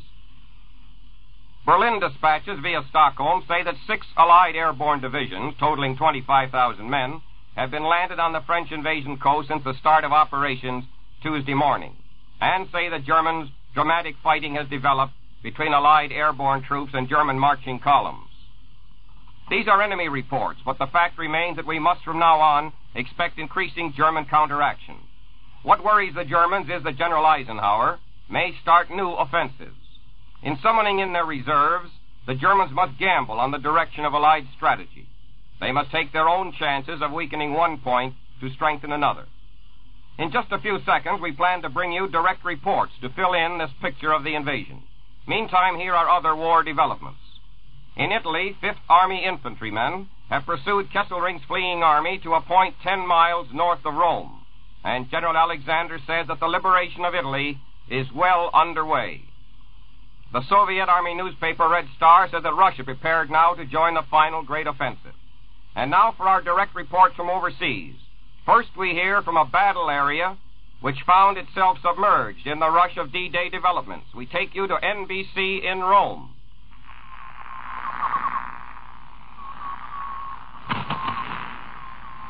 This is Ralph Howard speaking from Rome. The invasion of northern France continues to be the big news here in excited Rome. We've received little news of the progress of the expeditionary force, but just the meager knowledge that the invasion is going according to plan is keeping this city in an uproar. Although the advance of the 5th and 8th Armies, which for weeks held the world's attention, is now relegated to minor importance, we are still fighting, and 5th Army forces have advanced 10 miles north of the city. The Nazis are striving desperately to delay our advance in some sectors and continue to form battle groups from various units. Opposition to our northward push is ferocious in some areas, while in others, small groups of Germans are timidly surrendering. As of yesterday, the 5th Army had taken 18,000 German prisoners. This figure apparently does not include the thousands of wounded Nazis left in hospitals in Rome. General Hume, commander of the Allied military government in the Rome area, held a press conference this morning and told us that the general situation in Rome is satisfactory. Electricity has been restored in most of the districts. There is sufficient coal to provide gas. The telephone system will be restored. The water supply remains somewhat suspended because the main aqueduct into Rome is still in German hands and the pressure has dropped until only the lower parts of the city have water. However, we are taking immediate steps to set up water points, which will be supplied from wells in the Tiber. This water will, of course, be purified by Army engineers. The health situation here is good, and there has been no outbreaks of epidemics of any sort. Rome now has a population of over 2 million people, but many refugees from southern Italy are being assisted in their desire to return home. General Hume says the public safety situation is also good, and the people are welcoming back the Carabinieri. From Rome, I switch you now to NBC in London. This is Stanley Richardson in London. The news in General Eisenhower's communique number 3, issued just 3 hours ago, is that satisfactory progress had been made in continued Allied landings which went on throughout yesterday on the northern French coast. It was announced for the first time that American Rangers and British commandos were participating in the assault, which appears to be going on ahead on a large scale. In addition to landing a steady stream of ground troops and supplies on the beachheads we hold, the Supreme Allied Command successfully sent across more airborne fighting units last night. Where and in what numbers they were landed behind the enemy lines was not disclosed, but the operation was officially described as successful. The Germans sought, by increased air activity and some re-established coastal batteries, to stem the tide of the Allied onslaught. But in every case so far reported, their attempts at resistance were overwhelmed. They tried aerial attacks on our beach forces, and they endeavored to intercept our heavy bombers when they attacked communication lines and bridges in the general battle area. We shot down 42 enemy aircraft altogether and lost 14 bombers and 15 fighters in the action. Meanwhile, our air forces were otherwise occupied throughout the day in attacking defended positions and other objectives in immediate support of Allied land operations. Fighter bombers and fighters at low altitude strafed enemy units and motor truck columns moving toward the front. Thousands of aircraft from the American 8th and 9th Air Forces alone flew in operations during the 24-hour period ending today. And the official communique summed this all up in the terse comment that our air cover was again completely successful.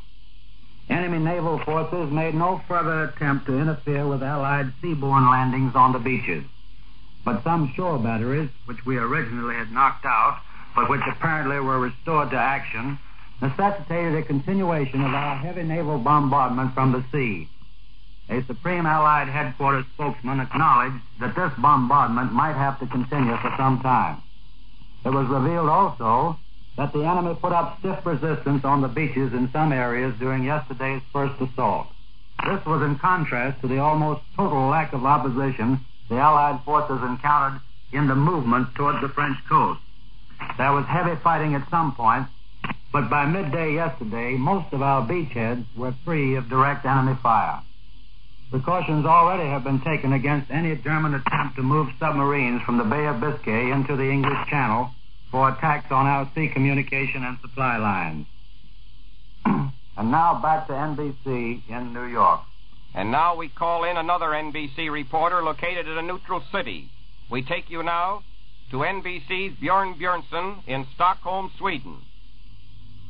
This is Björn Björnsson speaking from Stockholm. The German radio and press this morning reflected the confusion into which the invasion has thrown the Nazi military leaders. The only front on which the Nazis now seem to be agreed is the propaganda front. One radio report from Berlin a short time ago was most confusing, no doubt deliberately so. It stated that no fighting has taken place in Cannes, also that Le Havre has not been shelled. The Germans say that 52 American planes were shot down by flak on the first day. Then they add that the Luftwaffe didn't go up yesterday because of the bad weather. This they report blandly in the face of the fact that 11,000 Allied planes were reported in the air yesterday. Belying German confidence in their ability to repulse the invasion is the prediction, made both by press and radio, that the battle on the Normandy coast may last for days and even weeks. This is a positive indication that the Germans are doing a great deal of wishful thinking about turning back the invasion. A German report, which I received only a few minutes ago, states that heavy fighting is going on in the Seine sector from Cherbourg to Le Havre.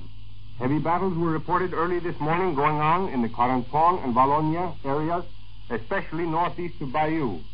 The Allies this morning were still holding the bridgehead in the Villars-sur-Mer and Arromanches region, this report stated.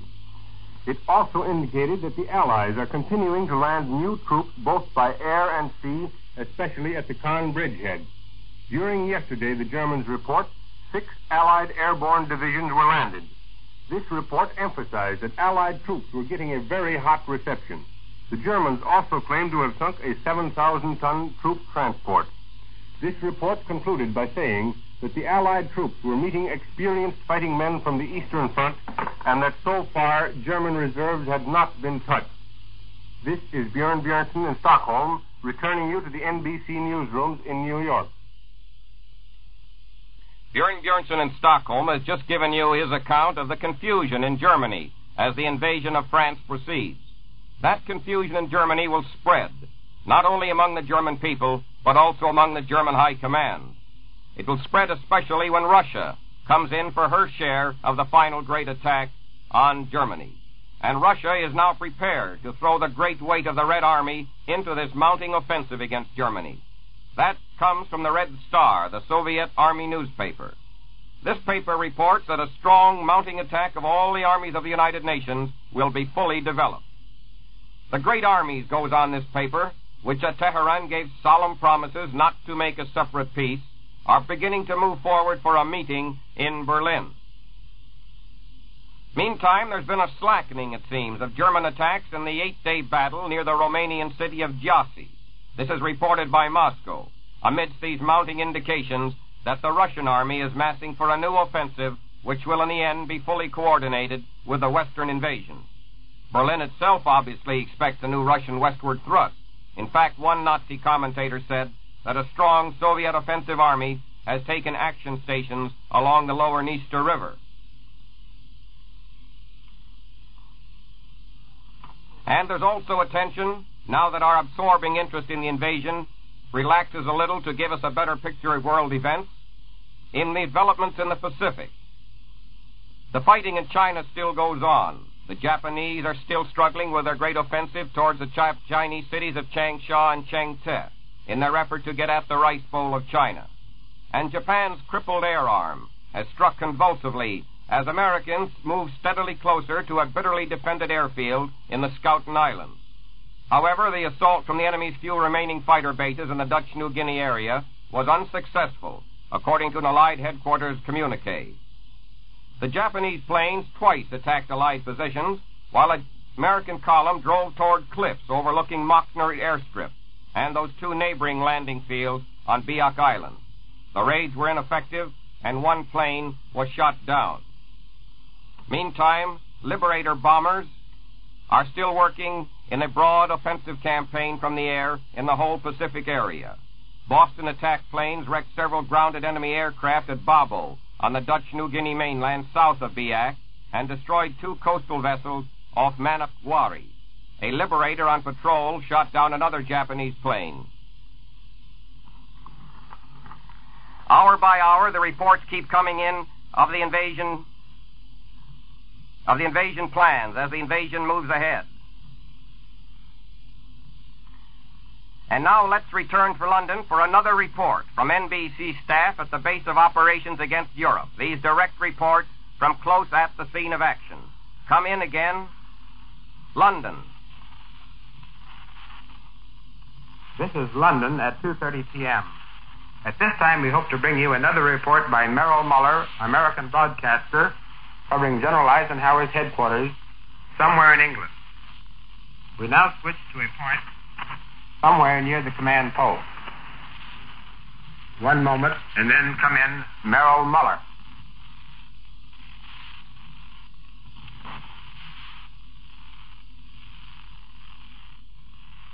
This is Merrill Muller reporting from the Allied Advanced Command Post of the Invasion Forces. Down here, there's a small tent with a Tommy gunner always on guard. To it, in funnel fashion, come all the radio reports, courier dispatches, and carrier pigeons from the beachheads in France. It is the temporary war room of General Eisenhower's headquarters in the field. Even those of us attached to the command staff are not permitted inside the tent flap without a proper guide. On huge frames around the tent's interior are all the large-scale maps covering each of the beachheads made to date. Another map shows the disposition and movement, as reported, of enemy forces. Still another chart shows in considerable detail the powerful defenses our men broke through in consolidating the beaches. When the Supreme Commander wants the complete picture of hourly operations, he strolls quietly into this tent and studies each chart with great concentration. Those charts show the definitions of our beachheads, the regrouping of the enemy positions after the initial withdrawal of their forces from the beaches, and the developing areas of counterattack. Yesterday, as you know, was a day of surprises. We certainly won a major victory in getting our tremendous forces ashore so cheaply, although all beaches were not as easily won as original reports indicate. Throughout the day, having failed to stop our avalanche pouring across the sands and into their beach defenses, the Germans started organizing local counterattacks. All of these were beaten off. Otherwise, today's communique could not report continued landings all along the front. The defeat of one such counterattack was an outstanding British action, of which more later. But guard against undue optimism. Remember this: we have only met locally organized countermeasures. In the next few days, we face the major all-out effort to throw us back into the sea. That effort is now in motion, but I do not know whether it has been engaged by our initial forces and the fresh landing forces behind us. I know the ground thoroughly over which we are now fighting. The Germans have several tactical advantages against us. First, they have high ground to withdraw into and again observe all our ground efforts against them and organize counteraction. Secondly, the Germans have considerable low rambling country in which to build massed tank assaults and then throw them against the beachhead in front of the hill. Likewise, the weather is hindering both sides. Inclement conditions over the battle area have kept the German Luftwaffe operations to a minimum and have saved our forces from considerable air reconnaissance and repeated bombing. But our air operations, despite the tremendous number of operational missions flown, is still of limited scope and success. At the same time, the weather, which hinders airplanes, is making the channel rough again today, and the surf is such as to make further landings of the build-up troops difficult, even without stiffening enemy opposition. But the navies are doing their job well. The next few days are critical. We have a foothold in France now. We have tremendous forces poised to be thrown into attack. But we must move by sea, whereas the enemy has faster lines of communication over land. He sees the thorn festering in his side. He is deploying his tremendous ground forces to strike it. Before operations started, I told you the enemy had upwards of 48 divisions scattered throughout France. So, as Admiral Ramsey said, we must mass our forces at the time and place that General Eisenhower and General Montgomery want them, and it must be done without a single hitch. The war is far from over. Its greatest phase has only begun. Think of those men in that beachhead and think of what they are going through. Give them weapons, give them bonds, and give them blood, or at worst, sweat it out with them. While the political experts were condemning the lack of Anglo-American understanding and cooperation with General de Gaulle, a momentous conference took place here at the Advanced Command Post. On the eve of the invasion, General de Gaulle, head of the French Provisional Government, was the guest of the Supreme Commander, General Eisenhower. They conferred at great length on the military operations then about to unfold. General Eisenhower later told me that he and General de Gaulle understood each other so well that they saw eye to eye on the operation. The two military figures did not discuss political aspects to which these operations will lead, but the presence of certain other figures in the party indicates that politics came in for a thorough airing, and with the right people. Prime Minister Winston Churchill, alleged champion of the restrict de Gaulle policy, brought de Gaulle to this headquarters for these discussions. With them was Foreign Secretary Anthony Eden, the British representative to the Provisional Government, Alfred Duff Cooper. A most balanced judgment of affairs was indicated in the person of Field Marshal Jan Smuts, who also played a part here. The Allied Chief of Staff, General Biddle Smith, who recently at Allied headquarters spoke of cooperation with the Provisional Government, was at the meetings with French General Koenig, de Gaulle's observer attached to this staff. In a military sense, then, de Gaulle's Provisional Government and its authority is more than recognized. On a liberation operation within Europe such as this, the military and the political are almost hand in glove. Thus, as I reported to you last week, de facto recognition here is practically de jure recognition later, at least for the period until France is so organized to elect her own government, and that may take 2 years. Now back to the United States. This is London calling the United States. We will now have a broadcast of two film recordings made by George Wheeler, American reporter with the U.S. Navy operating in the invasion of Europe. General quarters, general quarters.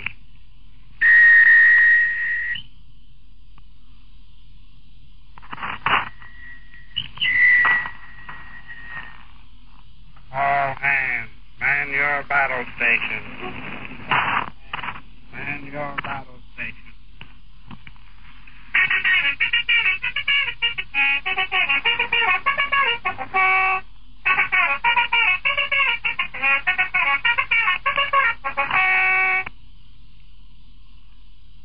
This is George Wheeler speaking from the heavy cruiser, United States ship Augusta. It's 3:30 on the morning of Tuesday, June the 6th. Just exactly 3 hours before H hour. H hour, as you understand, is the moment when the troops hit the beach. This is a curious moment in the lives of men. It's possible at a distance in time and in place to suppose many things, to over-dramatize this situation.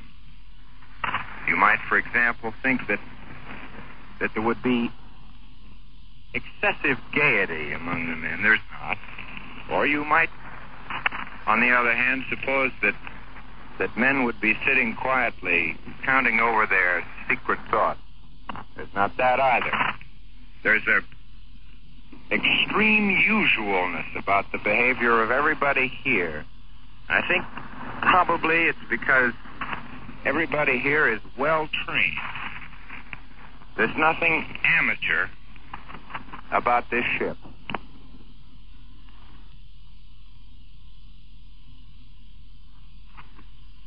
This is George Wheeler, speaking from the command ship of the American forces involved in the invasion of France.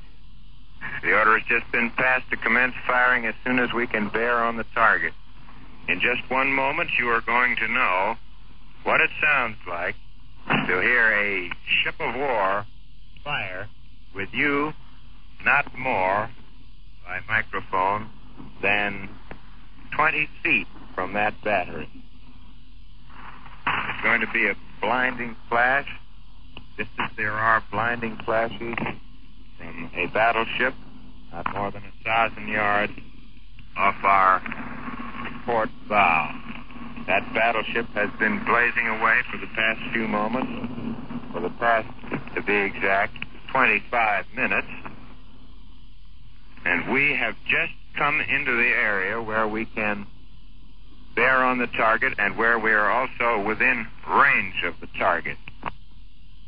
But in this operation, since there are a great many mines in this area, and since by this time, here we go,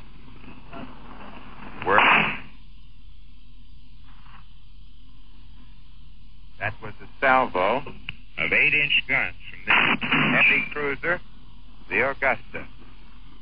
Another salvo. A third salvo. Ladies and gentlemen of the United States, we are now in business. You have just heard two recordings by George Wheeler, American broadcast reporter with the United States Navy. We return you now to the United States.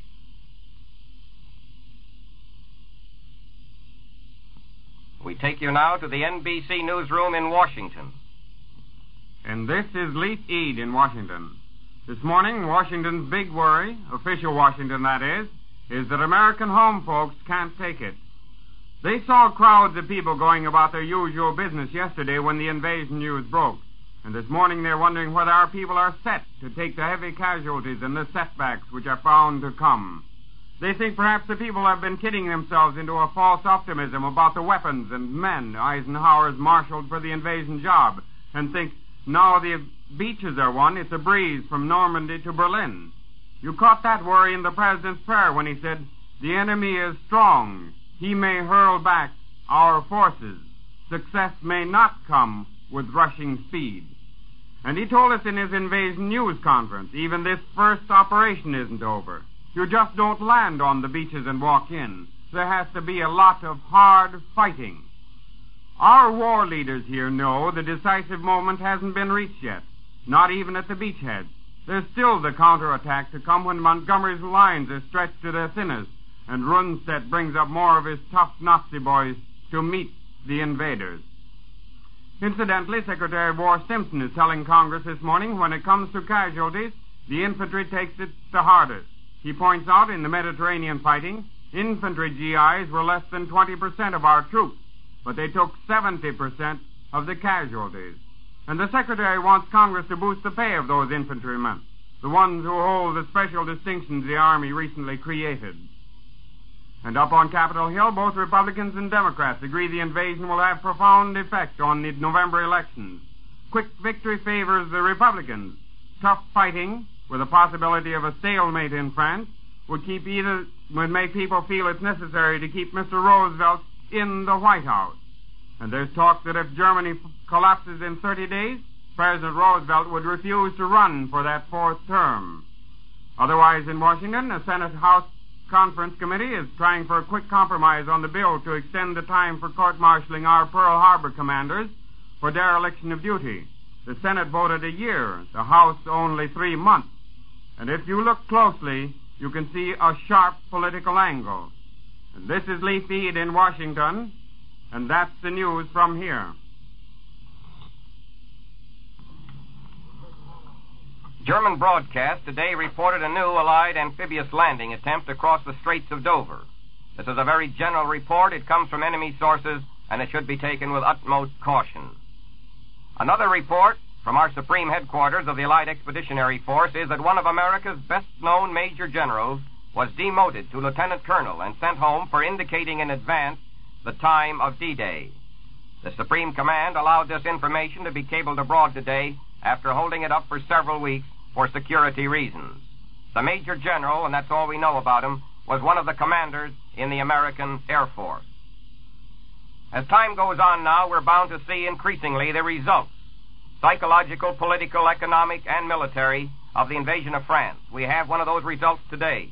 For Portugal, it became today the first of the European neutrals to give full compliance to Allied requests for stopping vital war aid to the Nazis by imposing a complete ban on export and production of wolfram. This is Elmer Peterson speaking from the NBC newsroom in New York. This is the National Broadcasting Company.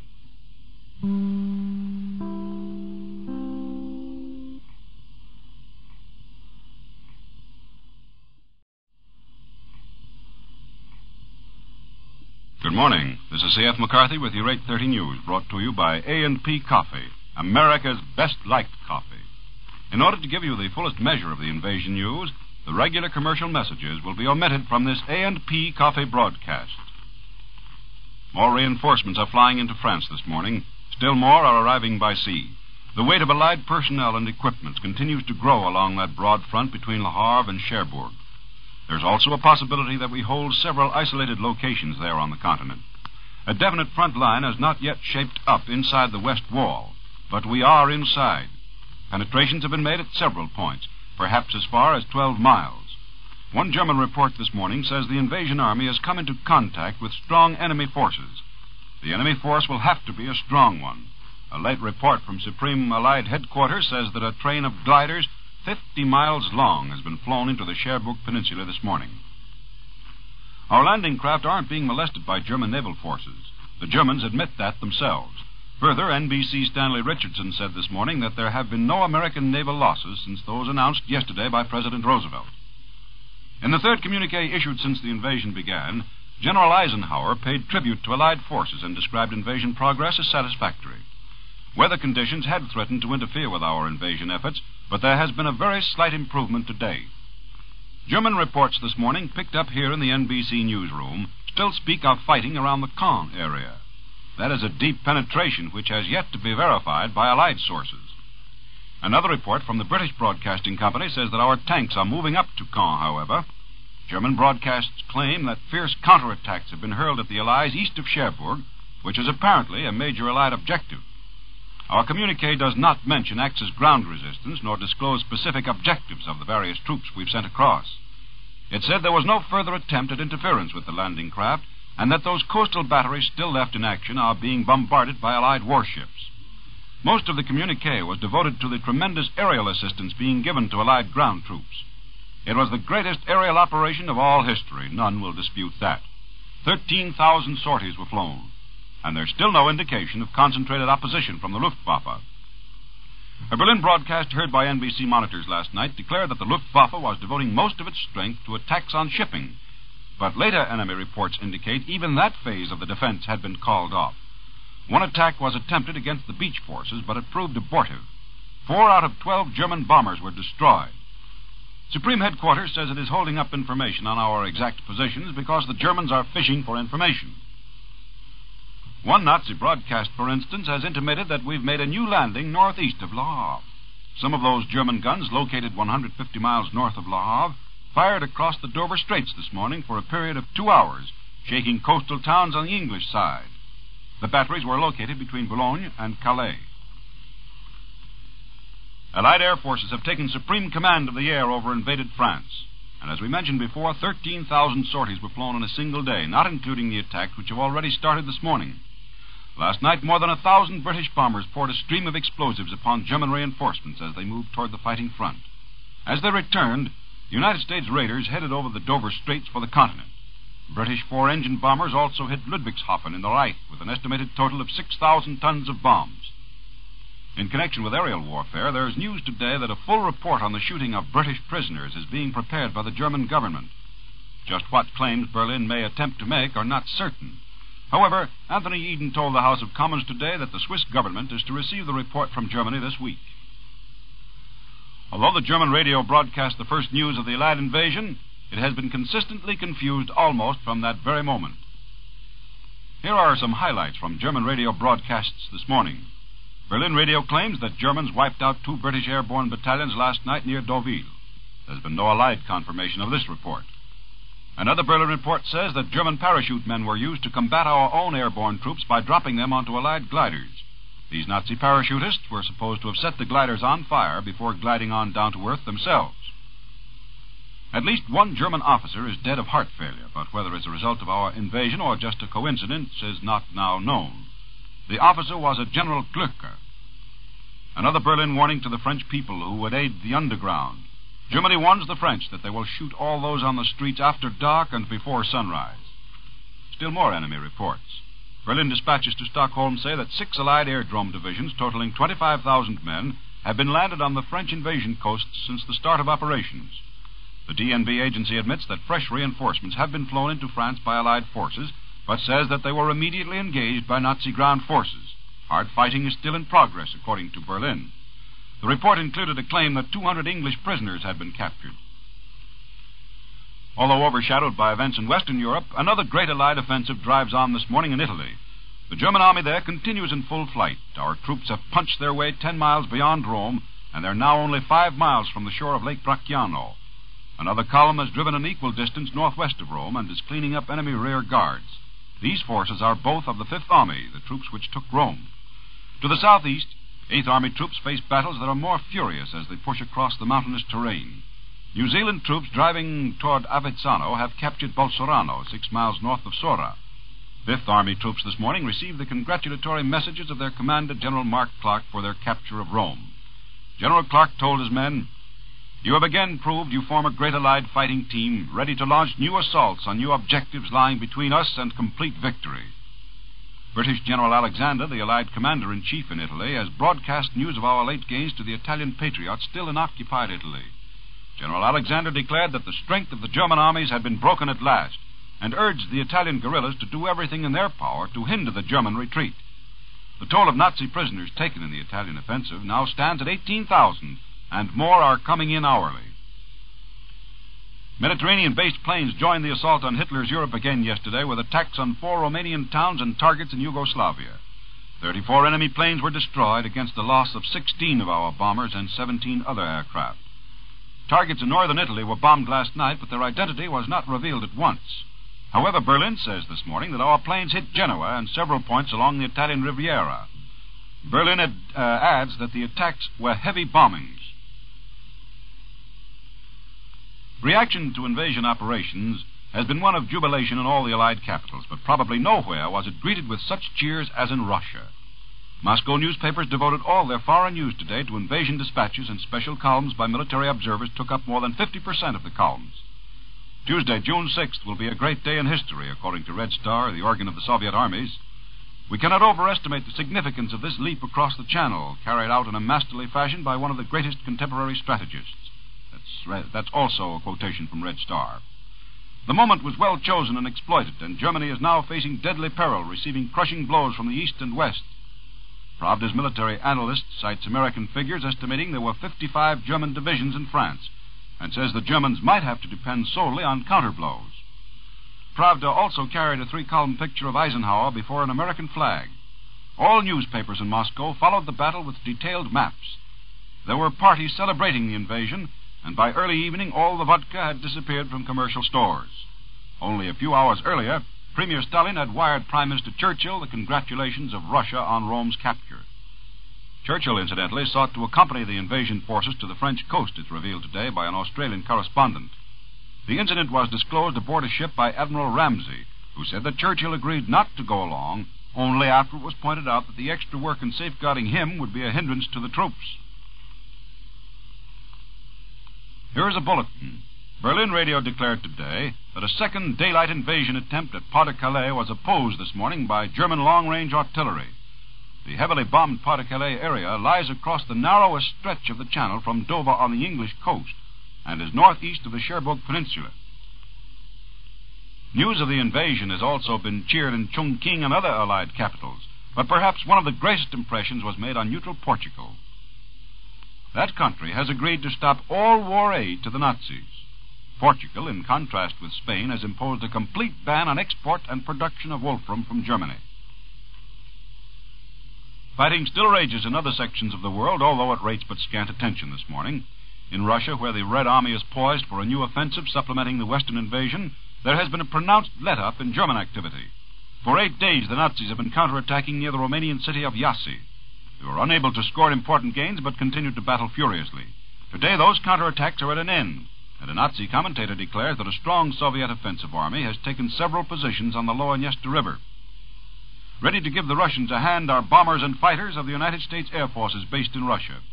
These flyers hit a German airport at Galati, Romania, in their operations yesterday. 2 of our planes were lost at a cost of 6 German aircraft.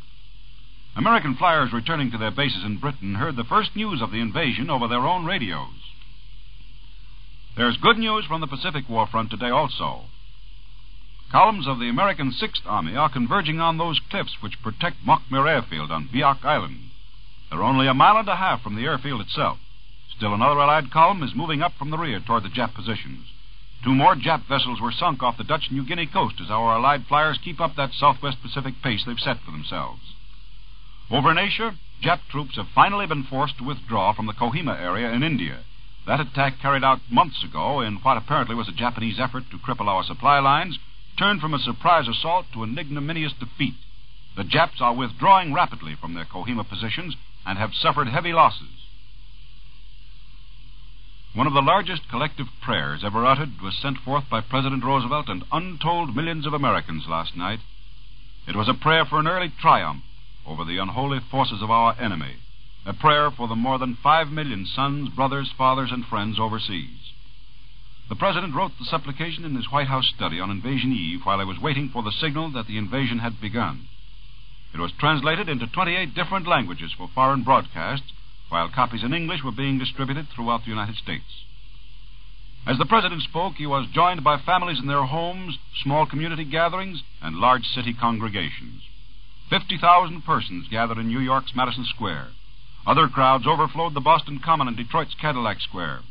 In these words they prayed, "Give us strength in our daily tasks to redouble the contributions we make in the physical and material support of our armed forces."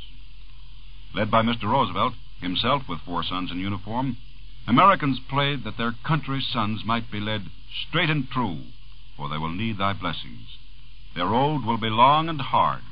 Lead us to a sure peace, a peace invulnerable to the schemings of unworthy men. Lead us to a peace that will let all men live in freedom, reaping the just rewards of their honest toil. Then, with a pause between each word, the President concluded, "Thy will be done, Almighty God. Amen. The country has gotten somewhat back to normal today, the day after D-Day. At least the normal routine of life has been resumed, even though the hearts and minds of Americans may be far away with the boys on the battlefronts. Theaters, baseball parks, business houses, and radio all have resumed a normal schedule. But there is another story in the news this morning which indicates how Americans rallied on D-Day to back the invasion. Blood donations jumped to an all-time high, tripling the usual number of donors. And war bond sales increased as much as 75% as Americans rallied behind its Army of Liberation.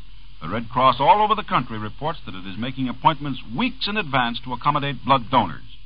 In New York, blood banks reported a 300% increase in the number of donors. At Detroit, the Red Cross estimated blood donations had increased 40% above the previous high.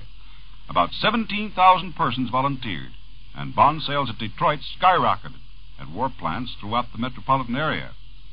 It was the same all over the country, particularly in war plant areas. Well, according to the official forecast of the United States Weather Bureau for New York City and vicinity, today will be partly cloudy and moderately warm with patchy sunshine throughout the day. With the highest temperature about 78 degrees, the Weather Bureau says it will be a fairly nice day with that sunshine comes in. Tonight, fair, rather cool, with the lowest temperature 60 degrees in the city and 55 degrees in the suburbs. Tomorrow, fair, with moderate temperatures. The high today will be about 78 degrees as against the high yesterday of 77. And there will be dry air and moderate winds prevailing throughout today and tomorrow. The official temperature now is 64 degrees. And with a 19-mile wind blowing and a humidity of 60%, it's rather cool this morning. And now a brief summary for those of you who may have tuned in late. Heavy reinforcements are being rushed into France to bolster the Allied invasion, both by sea and by air. In Italy, victorious American troops have driven 10 miles beyond Rome. In India, the Japs are withdrawing from the Kohima area. And that's the top news of the hour. I'll be back tomorrow with more news, same time, same station. Meanwhile, this is C.F. McCarthy reminding you that for finer flavor every time, it's time to turn to A&P Coffee. This is the National Broadcasting Company.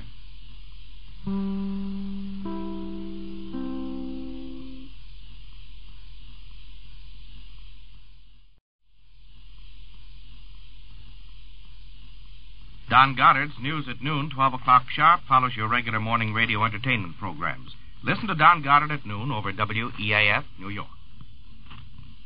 The following program is transcribed. The West Disinfecting Company, makers of CN, presents Modern Romances.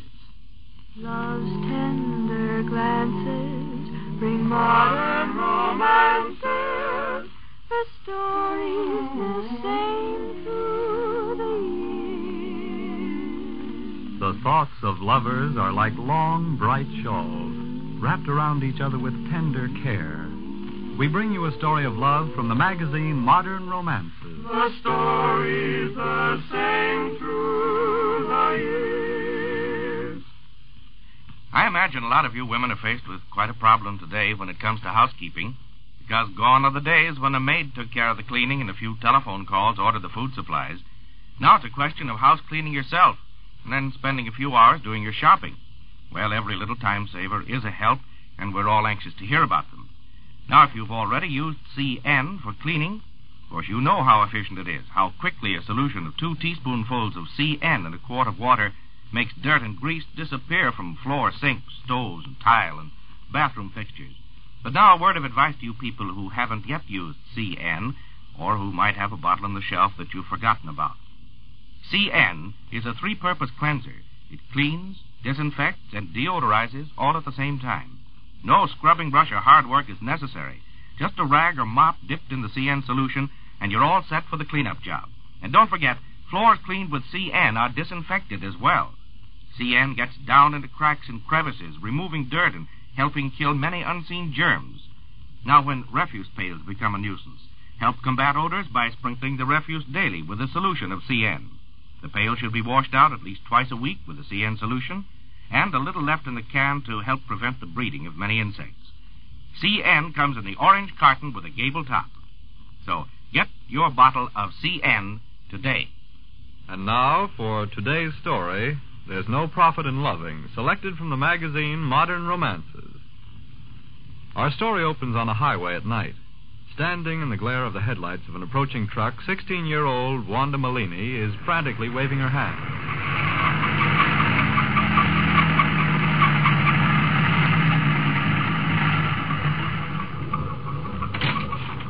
Hello! What in thunder are you doing standing in the middle of the highway at this time of night? Oh, I'm glad it's you. I was hoping it was your truck. Please take me along and let's get going before Pa discovers I'm gone.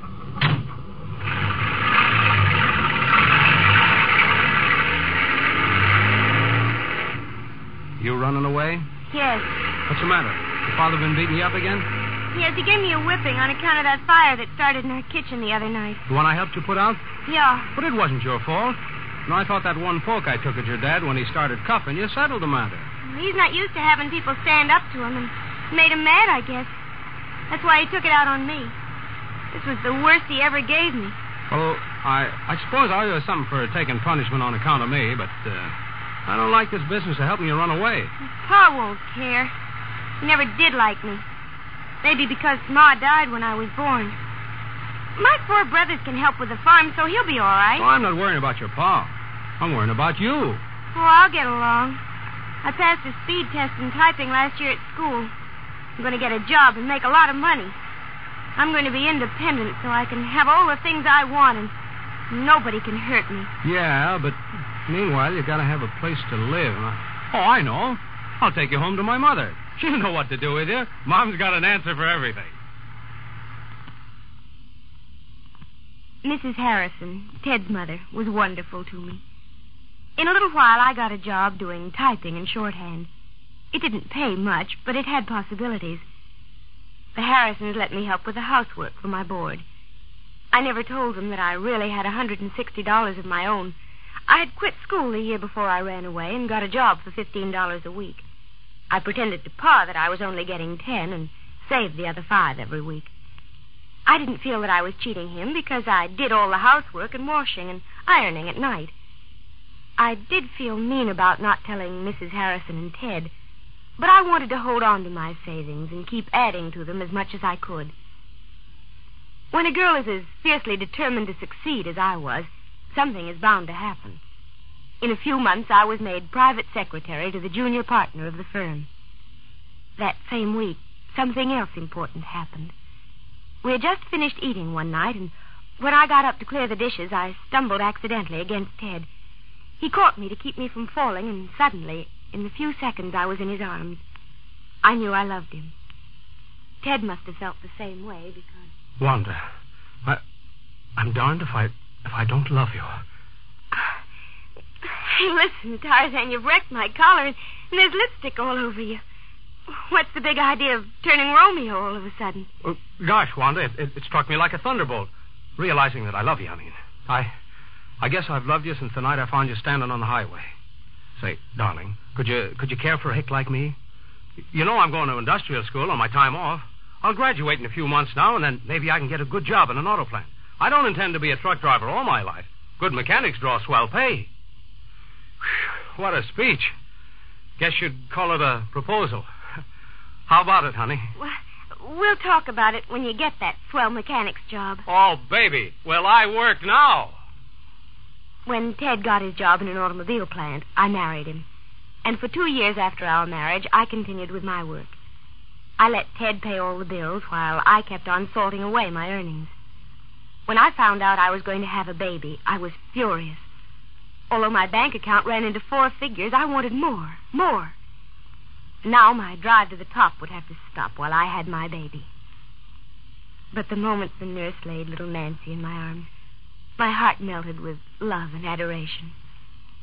And then, when she was several weeks old, we made the tragic discovery that our baby was stone deaf. I took her to deaf and dumb school every morning, and she learned to talk in the flat, toneless voice of the deaf and to read our lips. Time went by, and then, just as we were climbing steadily toward financial security, the depression came like a bolt from the blue. Our savings were wiped out. Ted lost his job, and after all the years of working and scrimping, I was right back where I started from. I managed to find a job that paid hardly enough for food and necessities while Ted took care of Nancy and the house. We tried to joke about it, but as time went on, tension and bitterness grew beneath the surface, and we quarreled often and violently. And then one day I came home to find Ted turning cartwheels in the living room, while Nancy, wide-eyed with delight, stood in the doorway. Hiya, honey. Ted Harrison, have you gone crazy? Daddy has a surprise, Mommy. I'll say I have. Wanda, I've got a job. I've got a job. What? They've taken me back at the plant. Same salary, Wanda, same salary. I can't believe it, but it's true. Oh, Ted, I'm so glad, so glad. Now we can live again. Wanda, you'll give up a job, won't you? Yes, Mommy. Stay home with Nancy. You've supported this family long enough.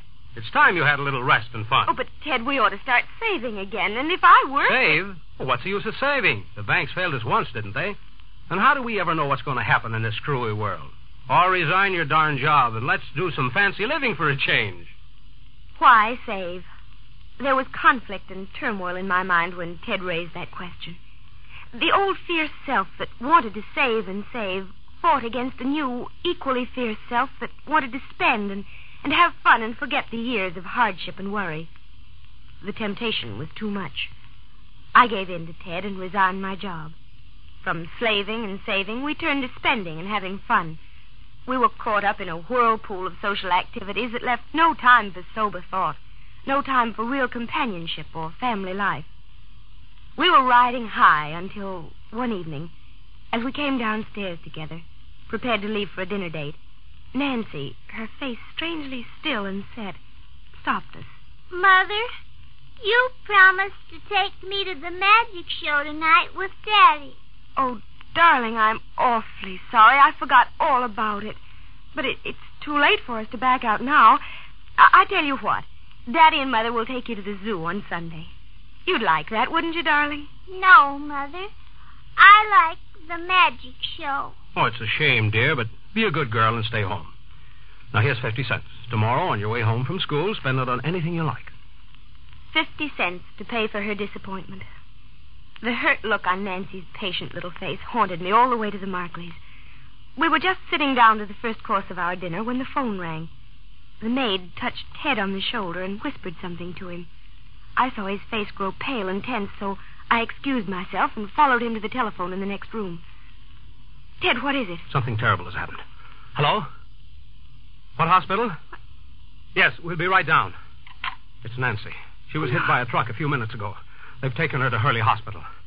I'll never forget that endless ride across town.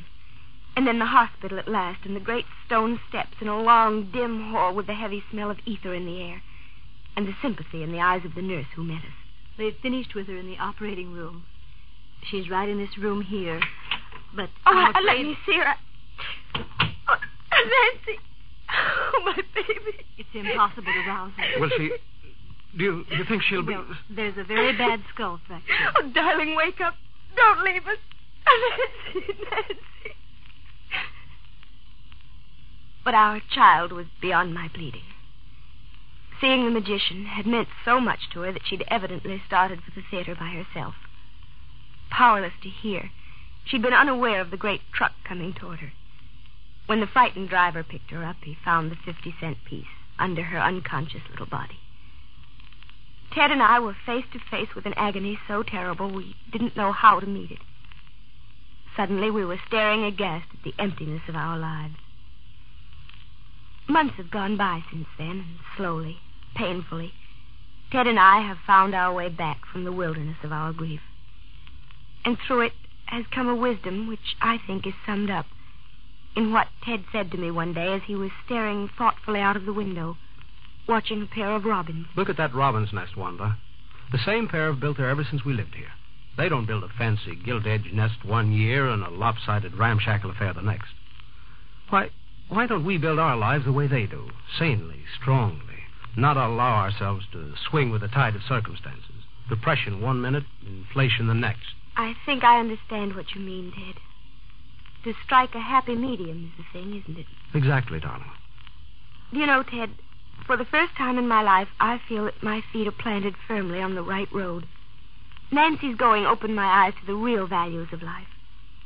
I know now that all I want or need is to keep faith in the goodness of God and to have your love, dearest. That you'll always have. This has been an adaptation of There's No Profit in Loving, a story from the magazine Modern Romances. And now a word from our announcer. Are you facing a lot of housework? Well, as a matter of fact, Monday, wash day. Tuesday, you may iron. Wednesday and Thursday, you're probably busy with the Red Cross and other war activities. And then comes Friday to get ready for the weekend. And on top of that busy schedule is your daily household cleaning problem. A good solution is a CN solution. CN, the concentrated cleansing disinfectant, cuts grease so that you can wipe it away in a jiffy. And CN disinfects and deodorizes as it cleans. Yes, there's no doubt about it. CN is the solution to your cleaning problems. On Friday, we'll bring you a modern romance titled My Daughter's Marriage. Dee Waldo marries Chris while she still is in college, because he is in the Army and soon to be sent overseas. And her doting father, displeased with her hasty marriage, secretly plans to make her forget her husband so she'll marry the man he has chosen for her. And it takes his sister, Louise, and a letter left by his dead wife to show him the error of his ways and convince him that he's making his daughter really unhappy. Only then does Bruno Waldo resolve to be a real father to Chris as well as to his daughter, Dee. Love's tender glances bring modern romances, the story the same through the